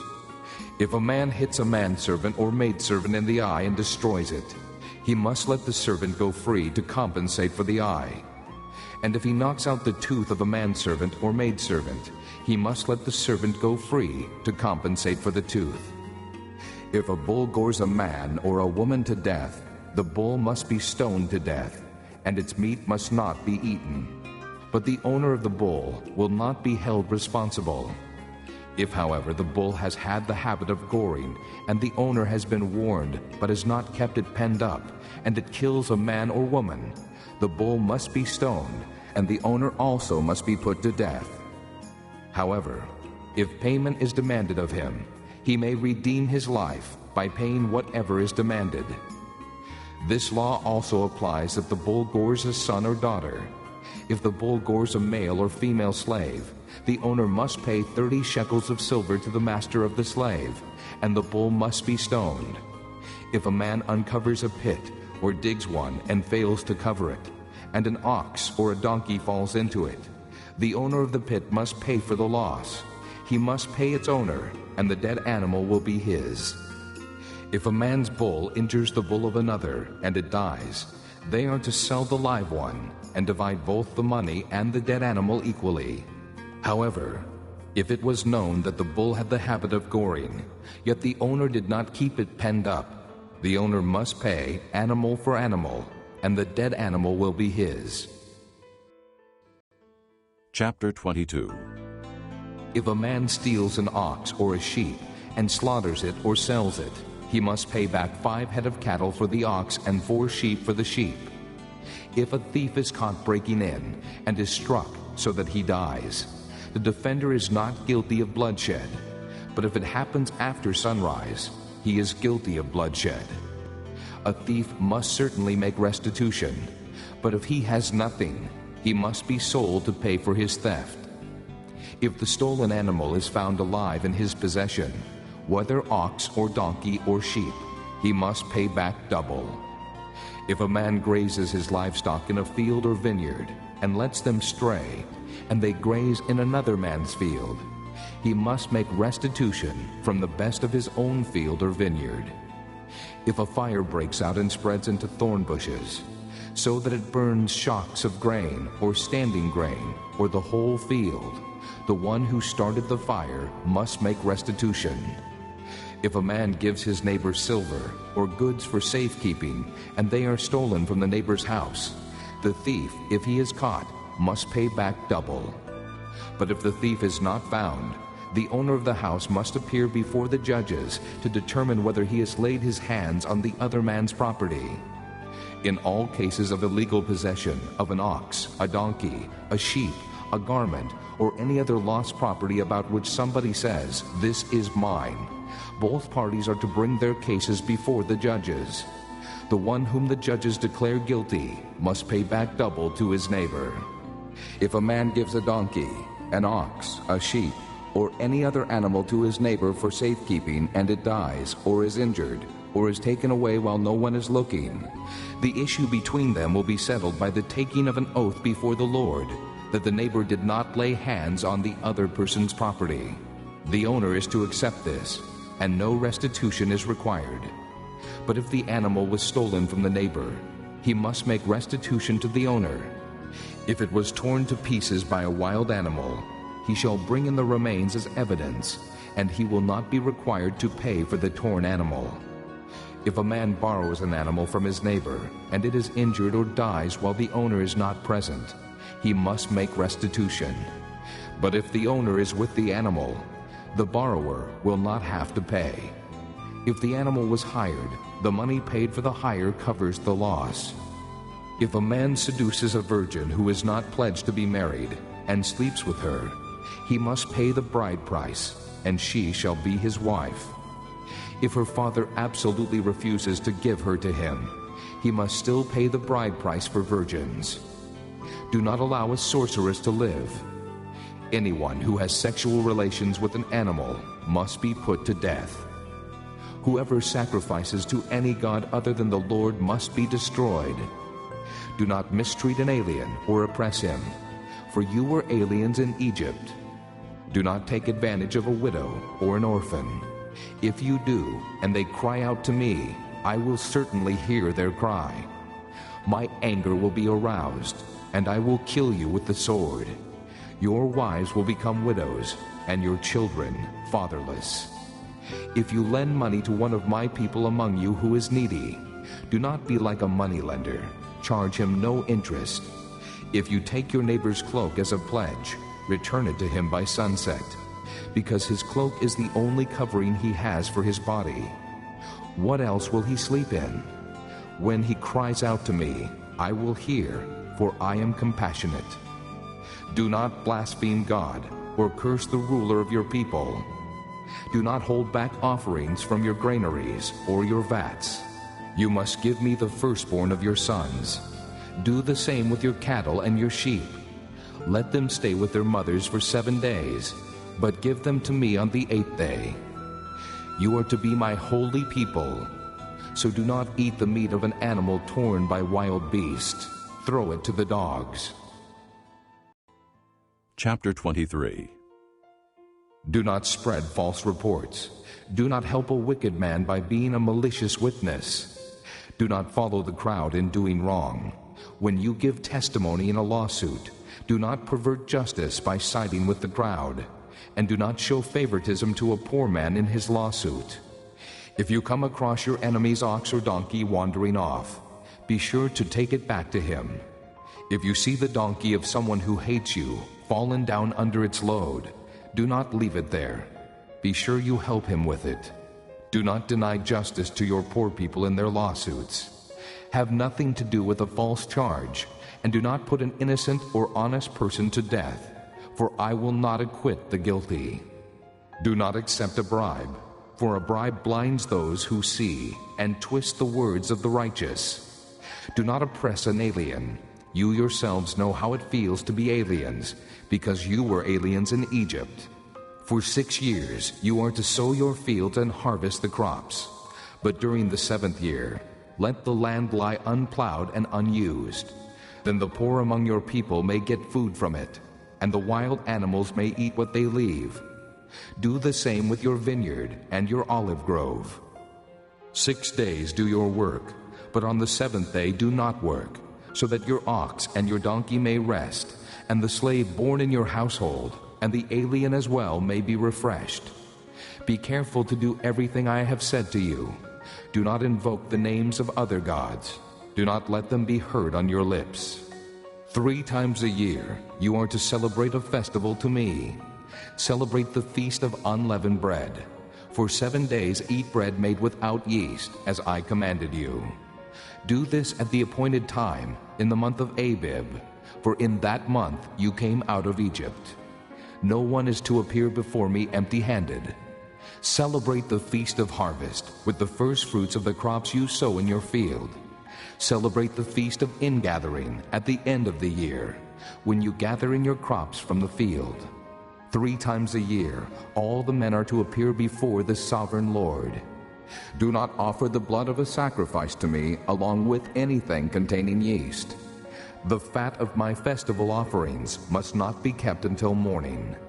Bring the best of the first fruits of your soil to the house of the Lord your God. Do not cook a young goat in its mother's milk. See, I am sending an angel ahead of you to guard you along the way and to bring you to the place I have prepared. Pay attention to him and listen to what he says. Do not rebel against him. He will not forgive your rebellion, since my name is in him. If you listen carefully to what he says and do all that I say, I will be an enemy to your enemies and will oppose those who oppose you. My angel will go ahead of you and bring you into the land of the Amorites, Hittites, Perizzites, Canaanites, Hivites, and Jebusites, and I will wipe them out. Do not bow down before their gods, or worship them, or follow their practices. You must demolish them and break their sacred stones to pieces. Worship the Lord your God, and his blessing will be on your food and water. I will take away sickness from among you, and none will miscarry or be barren in your land. I will give you a full lifespan. I will send my terror ahead of you and throw into confusion every nation you encounter. I will make all your enemies turn their backs and run. I will send the hornet ahead of you to drive the Hivites, Canaanites, and Hittites out of your way. But I will not drive them out in a single year, because the land would become desolate and the wild animals too numerous for you. Little by little, I will drive them out before you, until you have increased enough to take possession of the land. I will establish your borders from the Red Sea to the Sea of the Philistines, and from the desert to the river. I will hand over to you the people who live in the land, and you will drive them out before you. Do not make a covenant with them or with their gods. Do not let them live in your land, or they will cause you to sin against me, because the worship of their gods will certainly be a snare to you. Chapter 24. Then he said to Moses, Come up to the Lord, you and Aaron, Nadab, and Abihu, and 70 of the elders of Israel. You are to worship at a distance, but Moses alone is to approach the Lord. The others must not come near, and the people may not come up with him. When Moses went and told the people all the Lord's words and laws, they responded with one voice, Everything the Lord has said we will do. Moses then wrote down everything the Lord had said. He got up early the next morning and built an altar at the foot of the mountain and set up 12 stone pillars representing the 12 tribes of Israel. Then he sent young Israelite men, and they offered burnt offerings and sacrificed young bulls as fellowship offerings to the Lord. Moses took half of the blood and put it in bowls, and the other half he sprinkled on the altar. Then he took the book of the covenant and read it to the people. They responded, We will do everything the Lord has said. We will obey. Moses then took the blood, sprinkled it on the people, and said, This is the blood of the covenant that the Lord has made with you in accordance with all these words.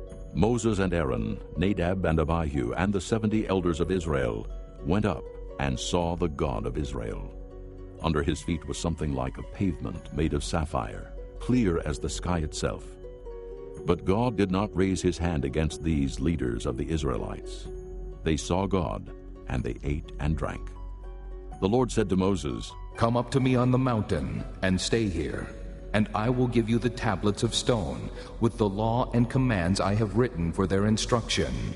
Then Moses set out with Joshua his aide, and Moses went up on the mountain of God. He said to the elders, Wait here for us until we come back to you. Aaron and Hur are with you, and anyone involved in a dispute can go to them. When Moses went up on the mountain, the cloud covered it, and the glory of the Lord settled on Mount Sinai. For 6 days the cloud covered the mountain, and on the 7th day the Lord called to Moses from within the cloud. To the Israelites the glory of the Lord looked like a consuming fire on top of the mountain. Then Moses entered the cloud as he went on up the mountain, and he stayed on the mountain 40 days and 40 nights. Chapter 25. The Lord said to Moses, Tell the Israelites to bring me an offering. You are to receive the offering for me, from each man whose heart prompts him to give. These are the offerings you are to receive from them: gold, silver, and bronze, blue, purple, and scarlet yarn, and fine linen, goat hair, ram skins dyed red, and hides of sea cows, acacia wood, olive oil for the light, spices for the anointing oil and for the fragrant incense, and onyx stones and other gems to be mounted on the ephod and breastpiece. Then have them make a sanctuary for me, and I will dwell among them. Make this tabernacle and all its furnishings exactly like the pattern I will show you. Have them make a chest of acacia wood, 2.5 cubits long, 1.5 cubits wide, and 1.5 cubits high. Overlay it with pure gold, both inside and out, and make a gold molding around it. Cast 4 gold rings for it, and fasten them to its 4 feet, with 2 rings on one side and 2 rings on the other. Then make poles of acacia wood, and overlay them with gold. Insert the poles into the rings on the sides of the chest to carry it. The poles are to remain in the rings of this ark. They are not to be removed. Then put in the ark the testimony which I will give you. Make an atonement cover of pure gold, 2.5 cubits long, and 1.5 cubits wide, and make 2 cherubim out of hammered gold at the ends of the cover. Make 1 cherub on one end, and the 2nd cherub on the other. Make the cherubim of one piece with the cover at the 2 ends. The cherubim are to have their wings spread upward, overshadowing the cover with them. The cherubim are to face each other, looking toward the cover. Place the cover on top of the ark, and put in the ark the testimony which I will give you. There, above the cover between the two cherubim that are over the ark of the testimony, I will meet with you and give you all my commands for the Israelites. Make a table of acacia wood, 2 cubits long, 1 cubit wide, and 1.5 cubits high. Overlay it with pure gold, and make a gold molding around it. Also make around it a rim, a handbreadth wide, and put a gold molding on the rim. Make 4 gold rings for the table, and fasten them to the 4 corners where the 4 legs are. The rings are to be close to the rim to hold the poles used in carrying the table. Make the poles of acacia wood, overlay them with gold, and carry the table with them. And make its plates and dishes of pure gold, as well as its pitchers and bowls for the pouring out of offerings. Put the bread of the presence on this table to be before me at all times. Make a lampstand of pure gold, and hammer it out, base and shaft. Its flower-like cups, buds, and blossoms shall be of one piece with it. 6 branches are to extend from the sides of the lampstand, 3 on one side and 3 on the other. 3 cups shaped like almond flowers with buds and blossoms are to be on one branch, 3 on the next branch, and the same for all 6 branches extending from the lampstand. And on the lampstand there are to be 4 cups shaped like almond flowers with buds and blossoms. 1 bud shall be under the first pair of branches extending from the lampstand, a 2nd bud under the 2nd pair, and a 3rd bud under the 3rd pair. 6 branches in all. The buds and branches shall all be of one piece with the lampstand, hammered out of pure gold. Then make it 7 lamps, and set them up on it, so that they light the space in front of it. Its wick trimmers and trays are to be of pure gold. A talent of pure gold is to be used for the lampstand and all these accessories. See that you make them according to the pattern shown you on the mountain. Chapter 26. Make the tabernacle with 10 curtains of finely twisted linen, and blue, purple, and scarlet yarn, with cherubim worked into them by a skilled craftsman. All the curtains are to be the same size, 28 cubits long, and 4 cubits wide. Join 5 of the curtains together, and do the same with the other 5. Make loops of blue material along the edge of the end curtain in one set, and do the same with the end curtain in the other set. Make 50 loops on one curtain, and 50 loops on the end curtain of the other set, with the loops opposite each other. Then make 50 gold clasps, and use them to fasten the curtains together, so that the tabernacle is a unit. Make curtains of goat hair for the tent over the tabernacle, 11 altogether. All 11 curtains are to be the same size, 30 cubits long and 4 cubits wide. Join 5 of the curtains together into one set, and the other 6 into another set. Fold the 6th curtain double at the front of the tent. Make 50 loops along the edge of the end curtain in one set, and also along the edge of the end curtain in the other set. Then make 50 bronze clasps and put them in the loops to fasten the tent together as a unit. As for the additional length of the tent curtains, the half curtain that is left over is to hang down at the rear of the tabernacle. The tent curtains will be a cubit longer on both sides. What is left will hang over the sides of the tabernacle so as to cover it. Make for the tent a covering of ram skins dyed red, and over that a covering of hides of sea cows. Make upright frames of acacia wood for the tabernacle. Each frame is to be 10 cubits long and 1.5 cubits wide, with 2 projections set parallel to each other. Make all the frames of the tabernacle in this way. Make 20 frames for the south side of the tabernacle, and make 40 silver bases to go under them, 2 bases for each frame, 1 under each projection. For the other side, the north side of the tabernacle, make 20 frames, and 40 silver bases, 2 under each frame. Make 6 frames for the far end, that is the west end of the tabernacle, and make 2 frames for the corners at the far end. At these 2 corners, they must be double from the bottom all the way to the top, and fitted into a single ring. Both shall be like that. So there will be 8 frames and 16 silver bases, 2 under each frame. Also make crossbars of acacia wood, 5 for the frames on one side of the tabernacle, 5 for those on the other side, and 5 for the frames on the west at the far end of the tabernacle. The center crossbar is to extend from end to end at the middle of the frames. Overlay the frames with gold, and make gold rings to hold the crossbars. Also overlay the crossbars with gold. Set up the tabernacle according to the plan shown you on the mountain. Make a curtain of blue, purple, and scarlet yarn, and finely twisted linen, with cherubim worked into it by a skilled craftsman. Hang it with gold hooks on 4 posts of acacia wood overlaid with gold, and standing on 4 silver bases. Hang the curtain from the clasps, and place the ark of the testimony behind the curtain. The curtain will separate the holy place from the most holy place. Put the atonement cover on the ark of the testimony in the most holy place. Place the table outside the curtain on the north side of the tabernacle, and put the lampstand opposite it on the south side. For the entrance to the tent, make a curtain of blue, purple, and scarlet yarn, and finely twisted linen. The work of an embroiderer. Make gold hooks for this curtain, and 5 posts of acacia wood overlaid with gold, and cast 5 bronze bases for them. Chapter 27. Build an altar of acacia wood, 3 cubits high. It is to be square, 5 cubits long, and 5 cubits wide.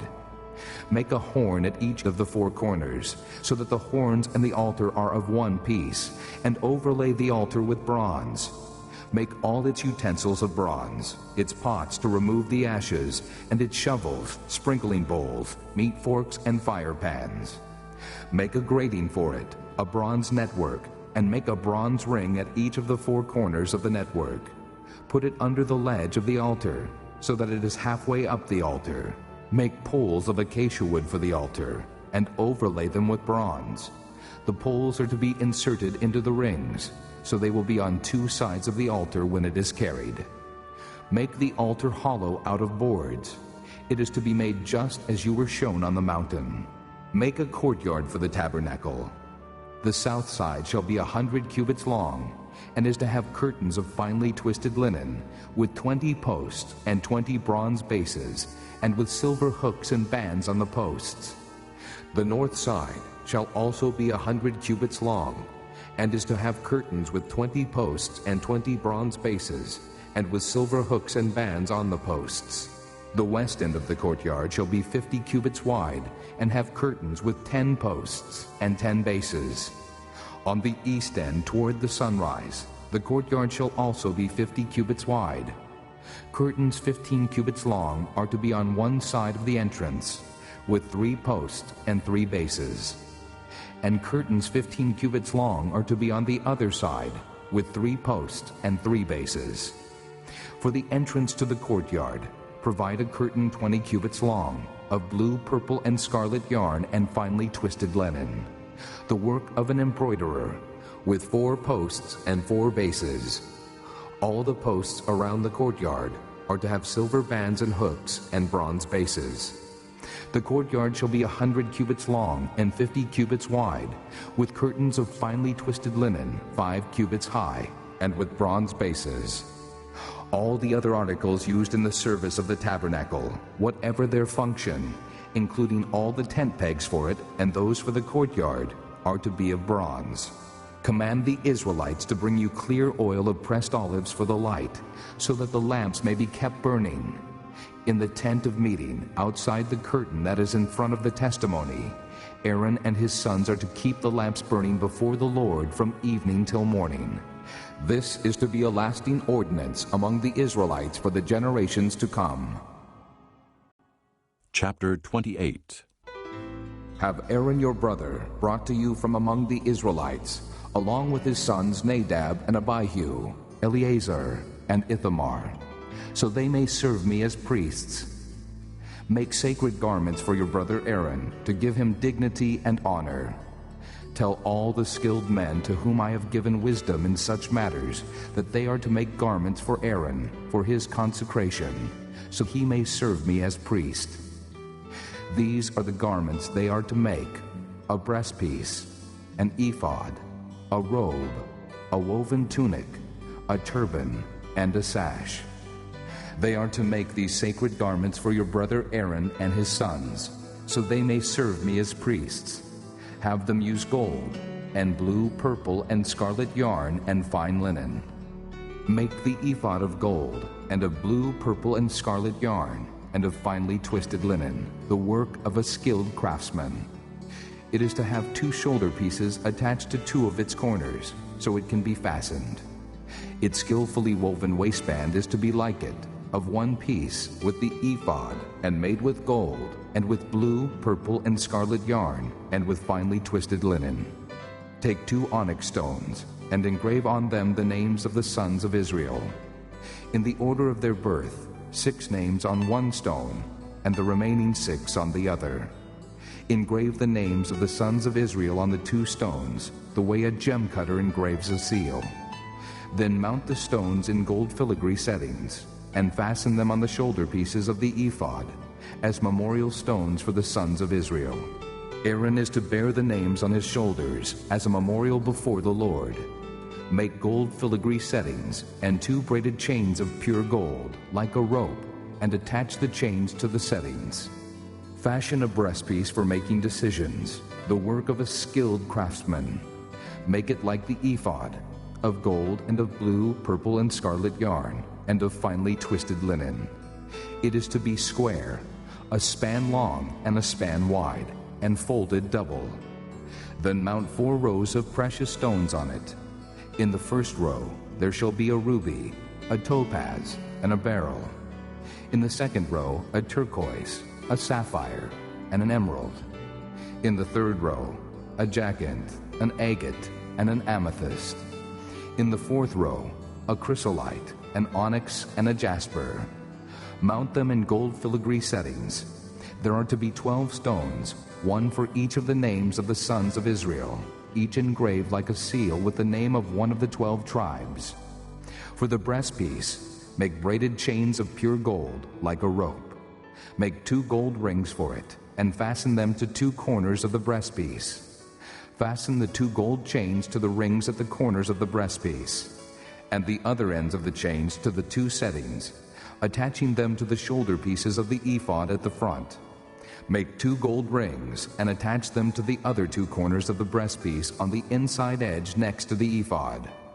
Make 2 more gold rings and attach them to the bottom of the shoulder pieces on the front of the ephod, close to the seam just above the waistband of the ephod. The rings of the breastpiece are to be tied to the rings of the ephod with blue cord, connecting it to the waistband, so that the breastpiece will not swing out from the ephod. Whenever Aaron enters the holy place, he will bear the names of the sons of Israel over his heart on the breastpiece of decision as a continuing memorial before the Lord. Also, put the Urim and the Thummim in the breastpiece, so they may be over Aaron's heart whenever he enters the presence of the Lord. Thus, Aaron will always bear the means of making decisions for the Israelites over his heart before the Lord. Make the robe of the ephod entirely of blue cloth, with an opening for the head in its center. There shall be a woven edge like a collar around this opening, so that it will not tear. Make pomegranates of blue, purple, and scarlet yarn around the hem of the robe, with gold bells between them. The gold bells and the pomegranates are to alternate around the hem of the robe. Aaron must wear it when he ministers. The sound of the bells will be heard when he enters the holy place before the Lord, and when he comes out, so that he will not die. Make a plate of pure gold and engrave on it as on a seal, holy to the Lord. Fasten a blue cord to it, to attach it to the turban. It is to be on the front of the turban. It will be on Aaron's forehead, and he will bear the guilt involved in the sacred gifts the Israelites consecrate, whatever their gifts may be. It will be on Aaron's forehead continually, so that they will be acceptable to the Lord. Weave the tunic of fine linen, and make the turban of fine linen. The sash is to be the work of an embroiderer. Make tunics, sashes, and headbands for Aaron's sons, to give them dignity and honor. After you put these clothes on your brother Aaron and his sons, Anoint and ordain them. Consecrate them, so they may serve me as priests. Make linen undergarments as a covering for the body, reaching from the waist to the thigh. Aaron and his sons must wear them whenever they enter the tent of meeting or approach the altar to minister in the holy place, so that they will not incur guilt and die. This is to be a lasting ordinance for Aaron and his descendants. Chapter 29. This is what you are to do to consecrate them, so they may serve me as priests. Take a young bull and 2 rams without defect, and from fine wheat flour, without yeast, make bread, and cakes mixed with oil, and wafers spread with oil. Put them in a basket and present them in it, along with the bull and the 2 rams. Then bring Aaron and his sons to the entrance to the tent of meeting, and wash them with water. Take the garments and dress Aaron with the tunic, the robe of the ephod itself, and the breastpiece. Fasten the ephod on him by its skillfully woven waistband. Put the turban on his head and attach the sacred diadem to the turban. Take the anointing oil and anoint him by pouring it on his head. Bring his sons and dress them in tunics and put headbands on them. Then tie sashes on Aaron and his sons. The priesthood is theirs by a lasting ordinance. In this way you shall ordain Aaron and his sons. Bring the bull to the front of the tent of meeting, and Aaron and his sons shall lay their hands on its head. Slaughter it in the Lord's presence at the entrance to the tent of meeting. Take some of the bull's blood and put it on the horns of the altar with your finger, and pour out the rest of it at the base of the altar. Then take all the fat around the inner parts, the covering of the liver, and both kidneys with the fat on them, and burn them on the altar. But burn the bull's flesh and its hide and its offal outside the camp. It is a sin offering. Take one of the rams, and Aaron and his sons shall lay their hands on its head. Slaughter it, and take the blood and sprinkle it against the altar on all sides. Cut the ram into pieces, and wash the inner parts and the legs, putting them with the head and the other pieces. Then burn the entire ram on the altar. It is a burnt offering to the Lord, a pleasing aroma, an offering made to the Lord by fire. Take the other ram, and Aaron and his sons shall lay their hands on its head. Slaughter it. Take some of its blood and put it on the lobes of the right ears of Aaron and his sons, on the thumbs of their right hands, and on the big toes of their right feet. Then sprinkle blood against the altar on all sides. And take some of the blood on the altar, and some of the anointing oil, and sprinkle it on Aaron and his garments, and on his sons and their garments. Then he and his sons and their garments will be consecrated. Take from this ram the fat tail, the fat around the inner parts, the covering of the liver, both kidneys with the fat on them, and the right thigh. This is the ram for the ordination. From the basket of bread made without yeast, which is before the Lord, take a loaf, and a cake made with oil, and a wafer. Put all these in the hands of Aaron and his sons, and wave them before the Lord as a wave offering. Then take them from their hands, and burn them on the altar along with the burnt offering for a pleasing aroma to the Lord, an offering made to the Lord by fire. After you take the breast of the ram for Aaron's ordination, wave it before the Lord as a wave offering, and it will be your share. Consecrate those parts of the ordination ram that belong to Aaron and his sons, the breast that was waved and the thigh that was presented. This is always to be the regular share from the Israelites for Aaron and his sons. It is the contribution the Israelites are to make to the Lord from their fellowship offerings. Aaron's sacred garments will belong to his descendants, so that they can be anointed and ordained in them. The son who succeeds him as priest and comes to the tent of meeting to minister in the holy place is to wear them 7 days. Take the ram for the ordination and cook the meat in a sacred place. At the entrance to the tent of meeting, Aaron and his sons are to eat the meat of the ram and the bread that is in the basket. They are to eat these offerings by which atonement was made for their ordination and consecration. But no one else may eat them, because they are sacred. And if any of the meat of the ordination ram or any bread is left over till morning, burn it up, It must not be eaten, because it is sacred. Do for Aaron and his sons everything I have commanded you, taking 7 days to ordain them. Sacrifice a bull each day as a sin offering to make atonement. Purify the altar by making atonement for it, and anoint it to consecrate it. For 7 days make atonement for the altar and consecrate it. Then the altar will be most holy, and whatever touches it will be holy. This is what you are to offer on the altar regularly each day: 2 lambs a year old. Offer one in the morning and the other at twilight. With the first lamb, offer 1/10 of an ephah of fine flour mixed with 1/4 of a hin of oil from pressed olives, and 1/4 of a hin of wine as a drink offering. Sacrifice the other lamb at twilight, with the same grain offering and its drink offering as in the morning, a pleasing aroma, an offering made to the Lord by fire. For the generations to come, this burnt offering is to be made regularly at the entrance to the tent of meeting before the Lord. There I will meet you and speak to you. There also I will meet with the Israelites, and the place will be consecrated by my glory. So I will consecrate the tent of meeting and the altar, and will consecrate Aaron and his sons to serve me as priests. Then I will dwell among the Israelites and be their God. They will know that I am the Lord their God, who brought them out of Egypt, so that I might dwell among them. I am the Lord their God.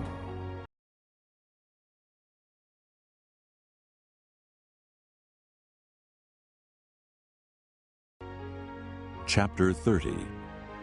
Make an altar of acacia wood for burning incense. It is to be square, 1 cubit long and 1 cubit wide, and 2 cubits high, its horns of 1 piece with it. Overlay the top and all the sides and the horns with pure gold, and make a gold molding around it. Make 2 gold rings for the altar below the molding, 2 on opposite sides, to hold the poles used to carry it. Make the poles of acacia wood and overlay them with gold. Put the altar in front of the curtain that is before the ark of the testimony, before the atonement cover that is over the testimony, where I will meet with you. Aaron must burn fragrant incense on the altar every morning when he tends the lamps. He must burn incense again when he lights the lamps at twilight, so incense will burn regularly before the Lord for the generations to come. Do not offer on this altar any other incense or any burnt offering or grain offering, and do not pour a drink offering on it. Once a year, Aaron shall make atonement on its horns. This annual atonement must be made with the blood of the atoning sin offering for the generations to come. It is most holy to the Lord. Then the Lord said to Moses, When you take a census of the Israelites to count them, each one must pay the Lord a ransom for his life at the time he is counted. Then no plague will come on them when you number them. Each one who crosses over to those already counted is to give a half shekel, according to the sanctuary shekel, which weighs 20 gerahs. This half shekel is an offering to the Lord. All who cross over, those 20 years old or more, are to give an offering to the Lord. The rich are not to give more than a half shekel, and the poor are not to give less when you make the offering to the Lord to atone for your lives. Receive the atonement money from the Israelites and use it for the service of the tent of meeting. It will be a memorial for the Israelites before the Lord, making atonement for your lives. Then the Lord said to Moses, Make a bronze basin with its bronze stand for washing. Place it between the tent of meeting and the altar, and put water in it.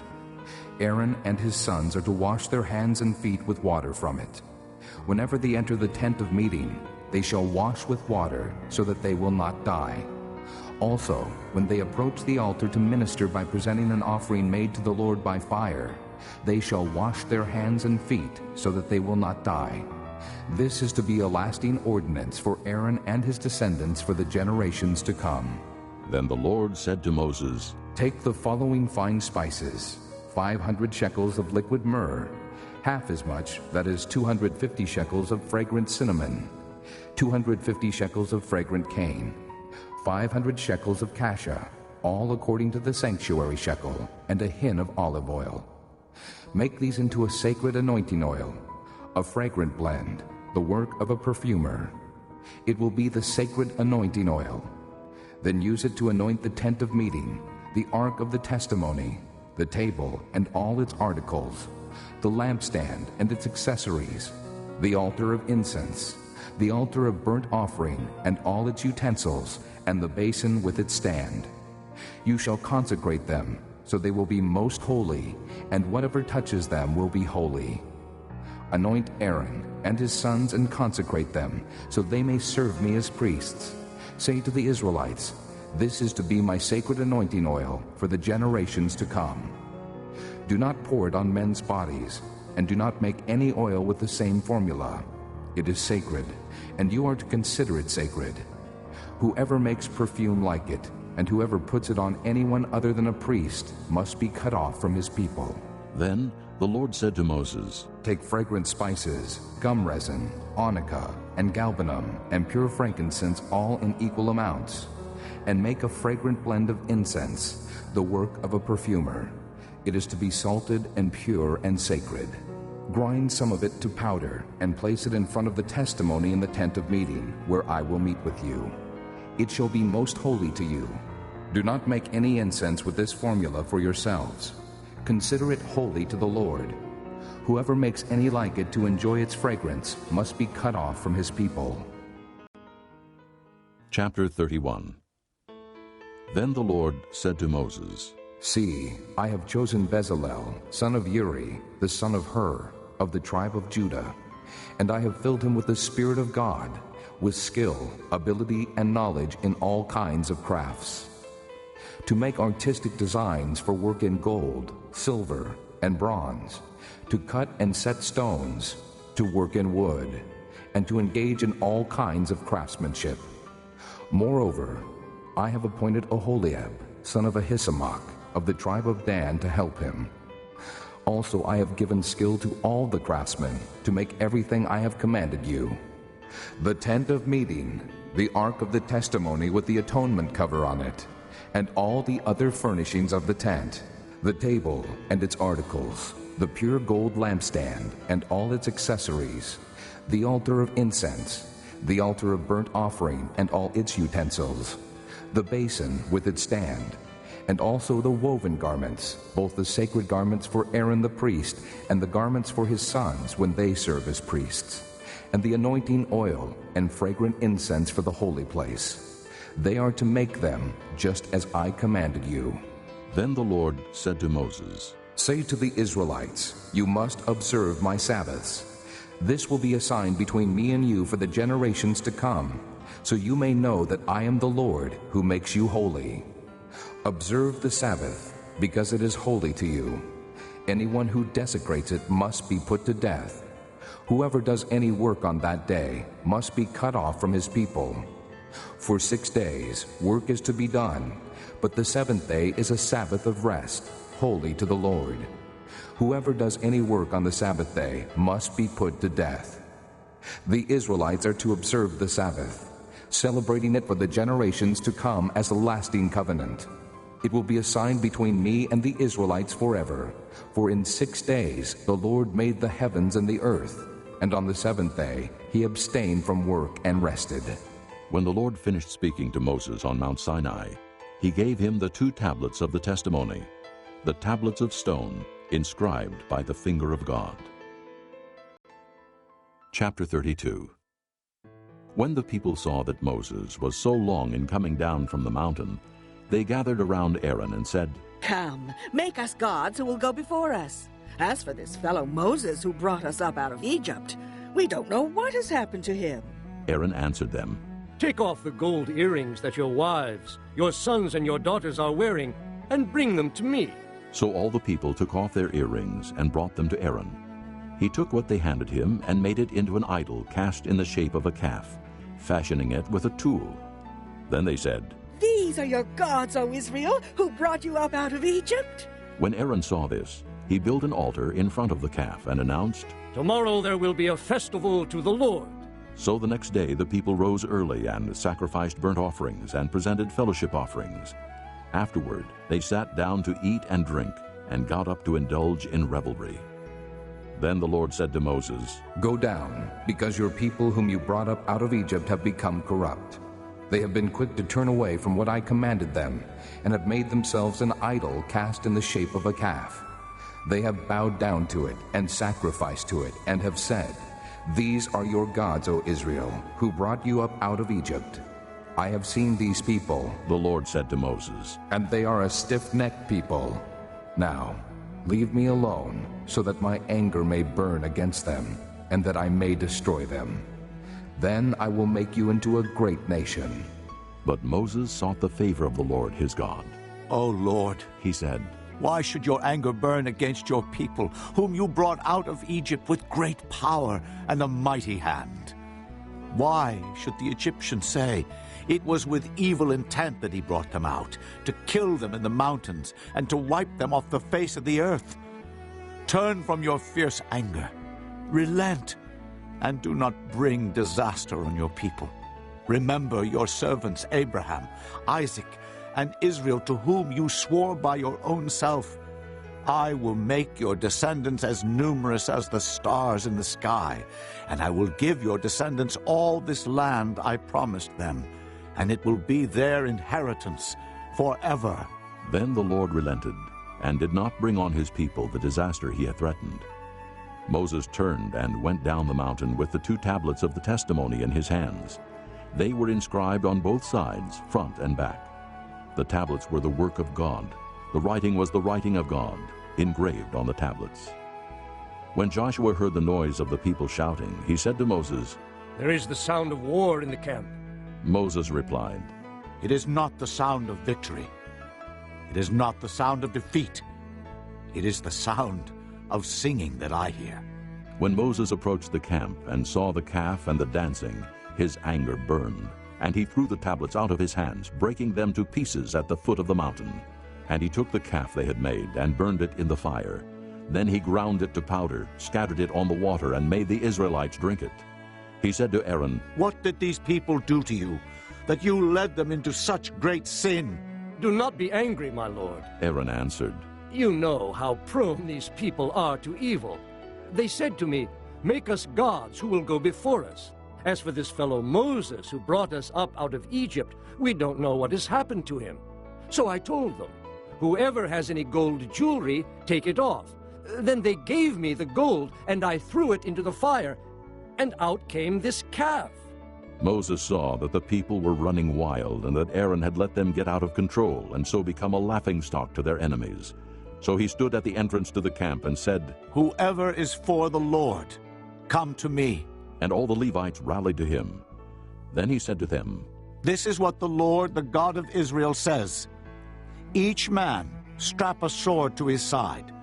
Go back and forth through the camp, from one end to the other, each killing his brother and friend and neighbor. The Levites did as Moses commanded, and that day about 3,000 of the people died. Then Moses said, You have been set apart to the Lord today.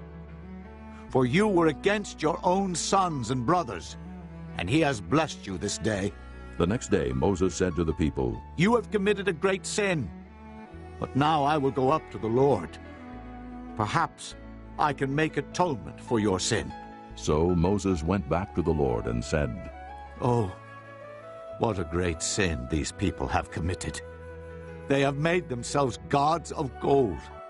But now, please forgive their sin.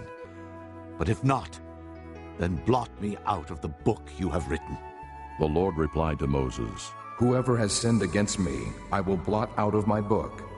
Now go, lead the people to the place I spoke of, and my angel will go before you. However, when the time comes for me to punish, I will punish them for their sin. And the Lord struck the people with a plague because of what they did with the calf Aaron had made. Chapter 33.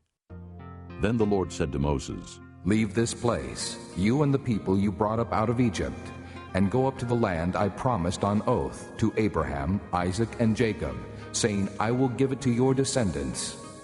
I will send an angel before you, and drive out the Canaanites, Amorites, Hittites, Perizzites, Hivites, and Jebusites. Go up to the land flowing with milk and honey. But I will not go with you, because you are a stiff-necked people, and I might destroy you on the way. When the people heard these distressing words, they began to mourn, and no one put on any ornaments. For the Lord had said to Moses, "Tell the Israelites, you are a stiff-necked people. If I were to go with you even for a moment, I might destroy you. Now take off your ornaments, and I will decide what to do with you." So the Israelites stripped off their ornaments at Mount Horeb. Now Moses used to take a tent and pitch it outside the camp some distance away, calling it the tent of meeting. Anyone inquiring of the Lord would go to the tent of meeting outside the camp. And whenever Moses went out to the tent, all the people rose and stood at the entrances to their tents, watching Moses until he entered the tent. As Moses went into the tent, the pillar of cloud would come down and stay at the entrance, while the Lord spoke with Moses. Whenever the people saw the pillar of cloud standing at the entrance to the tent, they all stood and worshipped, each at the entrance to his tent. The Lord would speak to Moses face to face, as a man speaks with his friend. Then Moses would return to the camp, but his young aide Joshua, son of Nun, did not leave the tent. Moses said to the Lord, "You have been telling me, lead these people, but you have not let me know whom you will send with me. You have said, I know you by name, and you have found favor with me. If you are pleased with me, teach me your ways, so I may know you and continue to find favor with you. Remember that this nation is your people." The Lord replied, "My presence will go with you, and I will give you rest." Then Moses said to him, "If your presence does not go with us, do not send us up from here. How will anyone know that you are pleased with me and with your people unless you go with us? What else will distinguish me and your people from all the other people on the face of the earth?" And the Lord said to Moses, "I will do the very thing you have asked, because I am pleased with you, and I know you by name." Then Moses said, "Now, show me your glory." And the Lord said, "I will cause all my goodness to pass in front of you, and I will proclaim my name, the Lord, in your presence. I will have mercy on whom I will have mercy, and I will have compassion on whom I will have compassion. But," he said, "you cannot see my face, for no one may see me and live." Then the Lord said, "There is a place near me where you may stand on a rock. When my glory passes by, I will put you in a cleft in the rock and cover you with my hand until I have passed by. Then I will remove my hand, and you will see my back, but my face must not be seen." This concludes Disc 5. Chapter 34. The Lord said to Moses, "Chisel out 2 stone tablets like the first ones, and I will write on them the words that were on the first tablets which you broke. Be ready in the morning, and then come up on Mount Sinai. Present yourself to me there on top of the mountain. No one is to come with you, or be seen anywhere on the mountain. Not even the flocks and herds may graze in front of the mountain." So Moses chiseled out 2 stone tablets, like the first ones, and went up Mount Sinai early in the morning, as the Lord had commanded him. And he carried the 2 stone tablets in his hands. Then the Lord came down in the cloud, and stood there with him, and proclaimed his name, the Lord. And he passed in front of Moses, proclaiming, the Lord, the compassionate and gracious God, slow to anger, abounding in love and faithfulness, maintaining love to thousands, and forgiving wickedness, rebellion, and sin. Yet he does not leave the guilty unpunished. He punishes the children and their children for the sin of the fathers to the 3rd and 4th generation." Moses bowed to the ground at once and worshipped. "O Lord, if I have found favor in your eyes," he said, "then let the Lord go with us. Although this is a stiff-necked people, forgive our wickedness and our sin, and take us as your inheritance." Then the Lord said, "I am making a covenant with you. Before all your people, I will do wonders never before done in any nation in all the world. The people you live among will see how awesome is the work that I, the Lord, will do for you. Obey what I command you today. I will drive out before you the Amorites, Canaanites, Hittites, Perizzites, Hivites, and Jebusites. Be careful not to make a treaty with those who live in the land where you are going, or they will be a snare among you. Break down their altars, smash their sacred stones, and cut down their Asherah poles. Do not worship any other god, for the Lord, whose name is jealous, is a jealous God. Be careful not to make a treaty with those who live in the land, for when they prostitute themselves to their gods and sacrifice to them, they will invite you, and you will eat their sacrifices. And when you choose some of their daughters as wives for your sons, and those daughters prostitute themselves to their gods, they will lead your sons to do the same. Do not make cast idols. Celebrate the feast of unleavened bread. For 7 days eat bread made without yeast, as I commanded you. Do this at the appointed time in the month of Abib, for in that month you came out of Egypt. The first offspring of every womb belongs to me, including all the firstborn males of your livestock, whether from herd or flock. Redeem the firstborn donkey with a lamb, but if you do not redeem it, break its neck. Redeem all your firstborn sons. No one is to appear before me empty-handed. 6 days you shall labor, but on the 7th day you shall rest. Even during the plowing season and harvest you must rest. Celebrate the Feast of Weeks with the first fruits of the wheat harvest, and the Feast of Ingathering at the turn of the year. 3 times a year all your men are to appear before the sovereign Lord, the God of Israel. I will drive out nations before you and enlarge your territory. And no one will covet your land when you go up 3 times each year to appear before the Lord your God. Do not offer the blood of a sacrifice to me along with anything containing yeast, and do not let any of the sacrifice from the Passover feast remain until morning. Bring the best of the first fruits of your soil to the house of the Lord your God. Do not cook a young goat in its mother's milk. Then the Lord said to Moses, Write down these words, for in accordance with these words I have made a covenant with you and with Israel.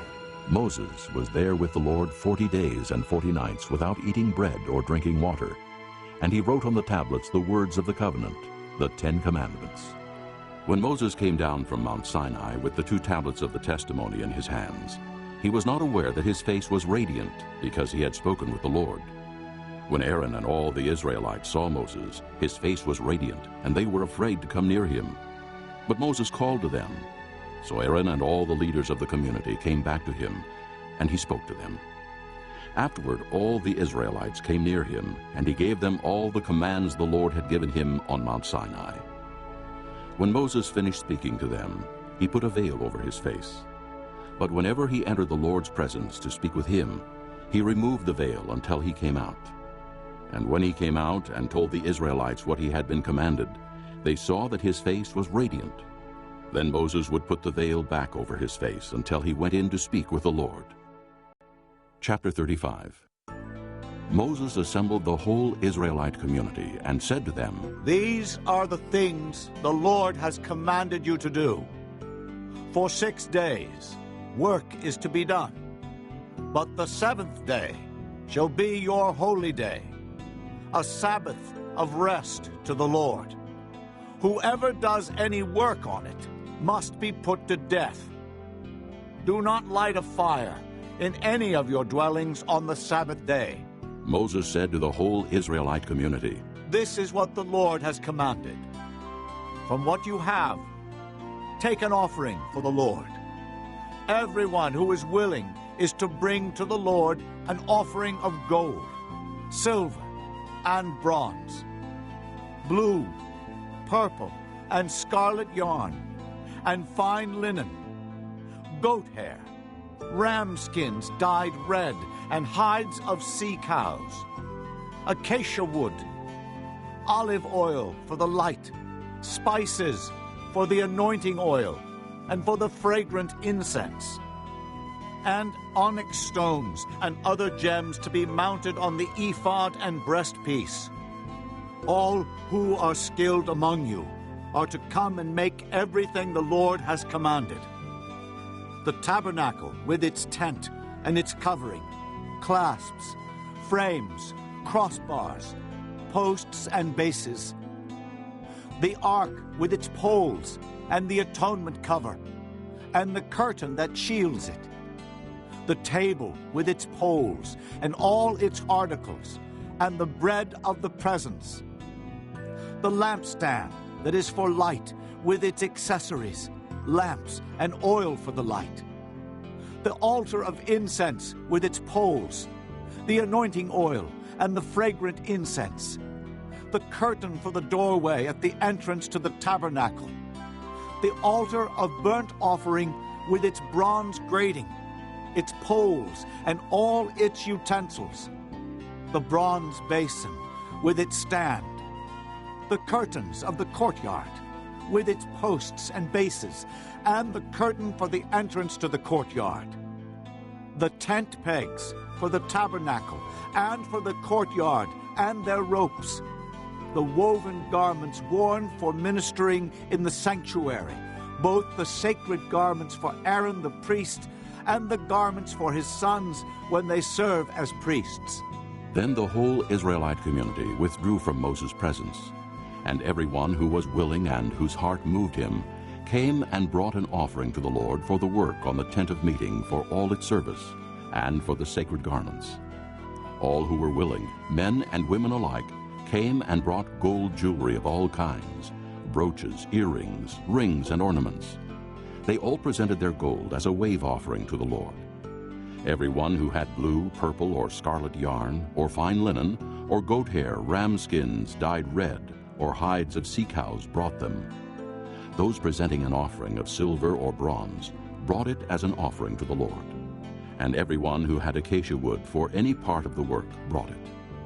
Every skilled woman spun with her hands and brought what she had spun, blue, purple, or scarlet yarn, or fine linen. And all the women who were willing and had the skill spun the goat hair. The leaders brought onyx stones and other gems to be mounted on the ephod and breastpiece. They also brought spices and olive oil for the light, and for the anointing oil, and for the fragrant incense. All the Israelite men and women who were willing brought to the Lord freewill offerings for all the work the Lord through Moses had commanded them to do. Then Moses said to the Israelites, See, the Lord has chosen Bezalel, son of Uri, the son of Hur, of the tribe of Judah, and he has filled him with the Spirit of God, with skill, ability, and knowledge in all kinds of crafts, to make artistic designs for work in gold, silver, and bronze, to cut and set stones, to work in wood, and to engage in all kinds of artistic craftsmanship. And he has given both him and Oholiab, son of Ahisamach, of the tribe of Dan, the ability to teach others. He has filled them with skill to do all kinds of work as craftsmen, designers, embroiderers in blue, purple, and scarlet yarn and fine linen, and weavers, all of them master craftsmen and designers. Chapter 36. So Bezalel, Oholiab, and every skilled person to whom the Lord has given skill and ability to know how to carry out all the work of constructing the sanctuary are to do the work just as the Lord has commanded. Then Moses summoned Bezalel and Oholiab, and every skilled person to whom the Lord had given ability, and who was willing to come and do the work. They received from Moses all the offerings the Israelites had brought to carry out the work of constructing the sanctuary. And the people continued to bring freewill offerings morning after morning. So all the skilled craftsmen who were doing all the work on the sanctuary left their work and said to Moses, The people are bringing more than enough for doing the work the Lord commanded to be done. Then Moses gave an order, and they sent this word throughout the camp. No man or woman is to make anything else as an offering for the sanctuary. And so the people were restrained from bringing more, because what they already had was more than enough to do all the work. All the skilled men among the workmen made the tabernacle with 10 curtains of finely twisted linen and blue, purple, and scarlet yarn, with cherubim worked into them by a skilled craftsman. All the curtains were the same size, 28 cubits long and 4 cubits wide. They joined 5 of the curtains together and did the same with the other 5. Then they made loops of blue material along the edge of the end curtain in one set, and the same was done with the end curtain in the other set. They also made 50 loops on one curtain, and 50 loops on the end curtain of the other set, with the loops opposite each other. Then they made 50 gold clasps, and used them to fasten the 2 sets of curtains together, so that the tabernacle was a unit. They made curtains of goat hair for the tent over the tabernacle, 11 altogether. All 11 curtains were the same size, 30 cubits long and 4 cubits wide. They joined 5 of the curtains into one set, and the other 6 into another set. Then they made 50 loops along the edge of the end curtain in one set, and also along the edge of the end curtain in the other set. They made 50 bronze clasps to fasten the tent together as a unit. Then they made for the tent a covering of ram skins dyed red, and over that a covering of hides of sea cows. They made upright frames of acacia wood for the tabernacle. Each frame was 10 cubits long and 1.5 cubits wide, with 2 projections set parallel to each other. They made all the frames of the tabernacle in this way. They made 20 frames for the south side of the tabernacle, and made 40 silver bases to go under them, 2 bases for each frame, 1 under each projection. For the other side, the north side of the tabernacle, they made 20 frames and 40 silver bases, 2 under each frame. They made 6 frames for the far end, that is, the west end of the tabernacle, and 2 frames were made for the corners of the tabernacle at the far end. At these 2 corners the frames were double from the bottom all the way to the top, and fitted into a single ring. Both were made alike. So there were 8 frames and 16 silver bases, 2 under each frame. They also made crossbars of acacia wood, 5 for the frames on one side of the tabernacle, 5 for those on the other side, and 5 for the frames on the west at the far end of the tabernacle. They made the center crossbar so that it extended from end to end at the middle of the frames. They overlaid the frames with gold, and made gold rings to hold the crossbars. They also overlaid the crossbars with gold. They made the curtain of blue, purple, and scarlet yarn and finely twisted linen, with cherubim worked into it by a skilled craftsman. They made 4 posts of acacia wood for it, and overlaid them with gold. They made gold hooks for them, and cast their 4 silver bases. For the entrance to the tent, they made a curtain of blue, purple, and scarlet yarn and finely twisted linen, the work of an embroiderer. And they made 5 posts with hooks for them. They overlaid the tops of the posts and their bands with gold, and made their 5 bases of bronze. Chapter 37. Bezalel made the ark of acacia wood, 2.5 cubits long, 1.5 cubits wide, and 1.5 cubits high. He overlaid it with pure gold, both inside and out, and made a gold molding around it. He cast 4 gold rings for it, and fastened them to its 4 feet, with 2 rings on one side and 2 rings on the other. Then he made poles of acacia wood, and overlaid them with gold. And he inserted the poles into the rings on the sides of the ark to carry it. He made the atonement cover of pure gold, 2.5 cubits long and 1.5 cubits wide. Then he made 2 cherubim out of hammered gold at the ends of the cover. He made 1 cherub on one end and the second cherub on the other. At the 2 ends he made them of one piece with the cover. The cherubim had their wings spread upward, overshadowing the cover with them. The cherubim faced each other, looking toward the cover. They made the table of acacia wood, 2 cubits long, 1 cubit wide, and 1.5 cubits high. Then they overlaid it with pure gold, and made a gold molding around it.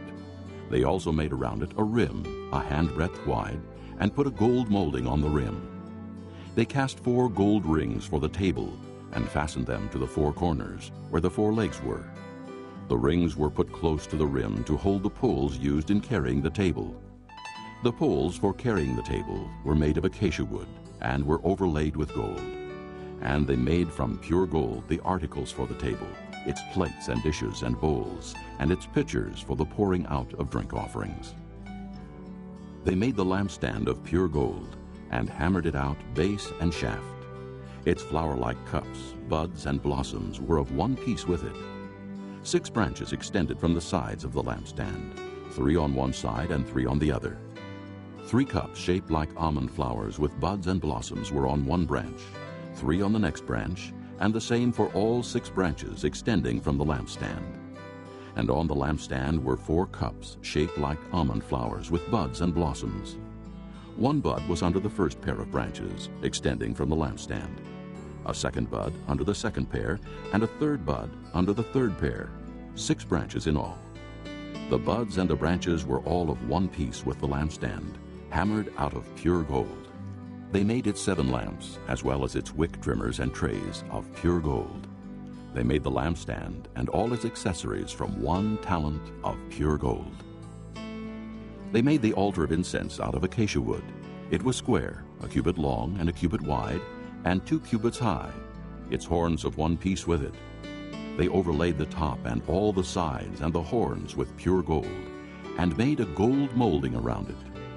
They made 2 gold rings below the molding, 2 on opposite sides, to hold the poles used to carry it. They made the poles of acacia wood and overlaid them with gold. They also made the sacred anointing oil and the pure fragrant incense, the work of a perfumer.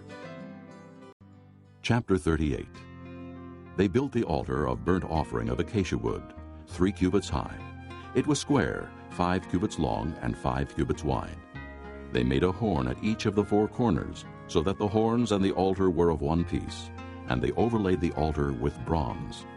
They made all its utensils of bronze, its pots, shovels, sprinkling bowls, meat forks, and fire pans. They made a grating for the altar, a bronze network to be under its ledge, halfway up the altar. They cast bronze rings to hold the poles for the 4 corners of the bronze grating. They made the poles of acacia wood and overlaid them with bronze. They inserted the poles into the rings so they would be on the sides of the altar for carrying it. They made it hollow out of boards. They made the bronze basin and its bronze stand from the mirrors of the women who served at the entrance to the tent of meeting. Next they made the courtyard. The south side was 100 cubits long and had curtains of finely twisted linen, with 20 posts and 20 bronze bases, and with silver hooks and bands on the posts. The north side was also 100 cubits long, and had 20 posts and 20 bronze bases, with silver hooks and bands on the posts. The west end was 50 cubits wide, and had curtains with 10 posts and 10 bases, with silver hooks and bands on the posts. The east end, toward the sunrise, was also 50 cubits wide. Curtains 15 cubits long were on one side of the entrance, with 3 posts and 3 bases, and curtains 15 cubits long were on the other side of the entrance to the courtyard, with 3 posts and 3 bases. All the curtains around the courtyard were of finely twisted linen. The bases for the posts were bronze. The hooks and bands on the posts were silver, and their tops were overlaid with silver. So all the posts of the courtyard had silver bands. The curtain for the entrance to the courtyard was of blue, purple, and scarlet yarn and finely twisted linen, the work of an embroiderer. It was 20 cubits long, and like the curtains of the courtyard, 5 cubits high, with 4 posts and 4 bronze bases. Their hooks and bands were silver, and their tops were overlaid with silver.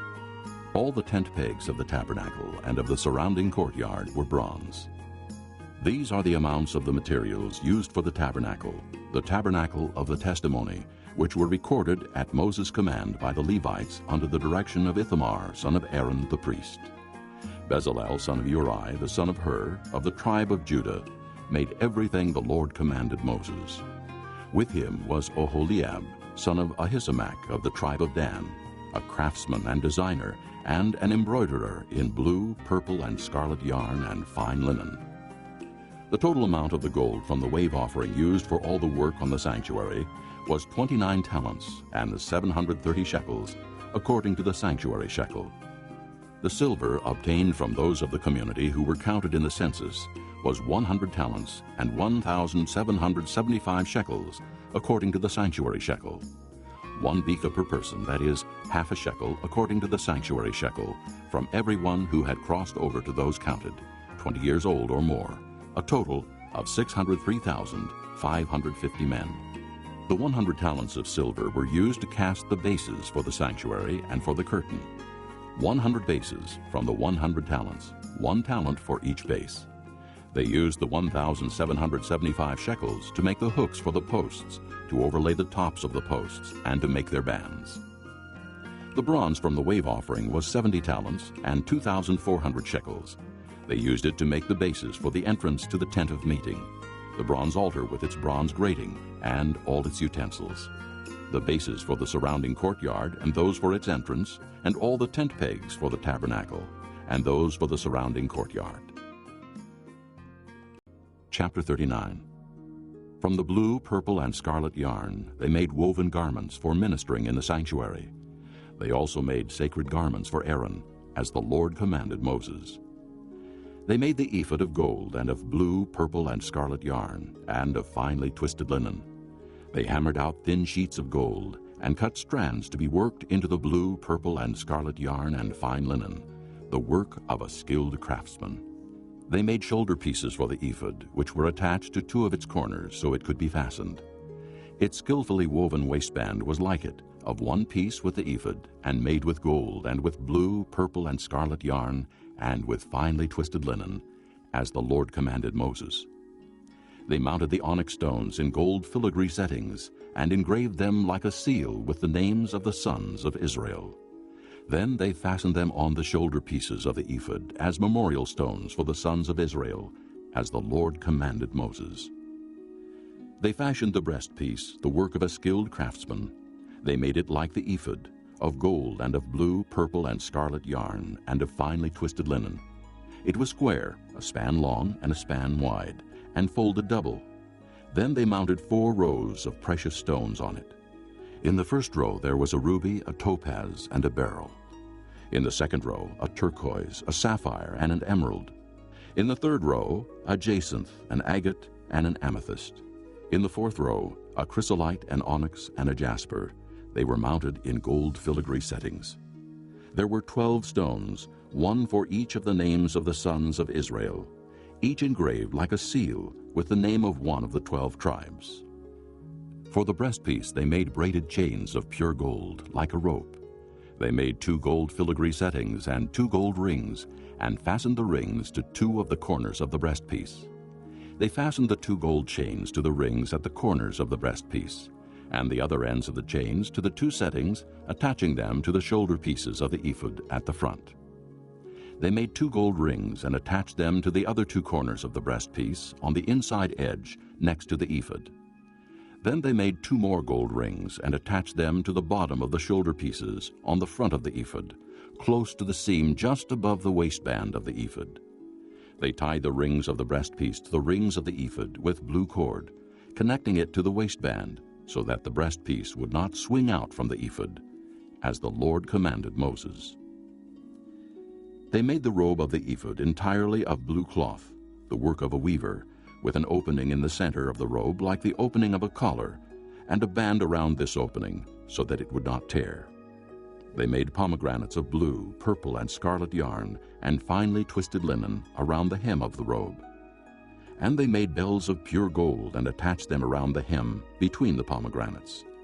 The bells and pomegranates alternated around the hem of the robe to be worn for ministering, as the Lord commanded Moses.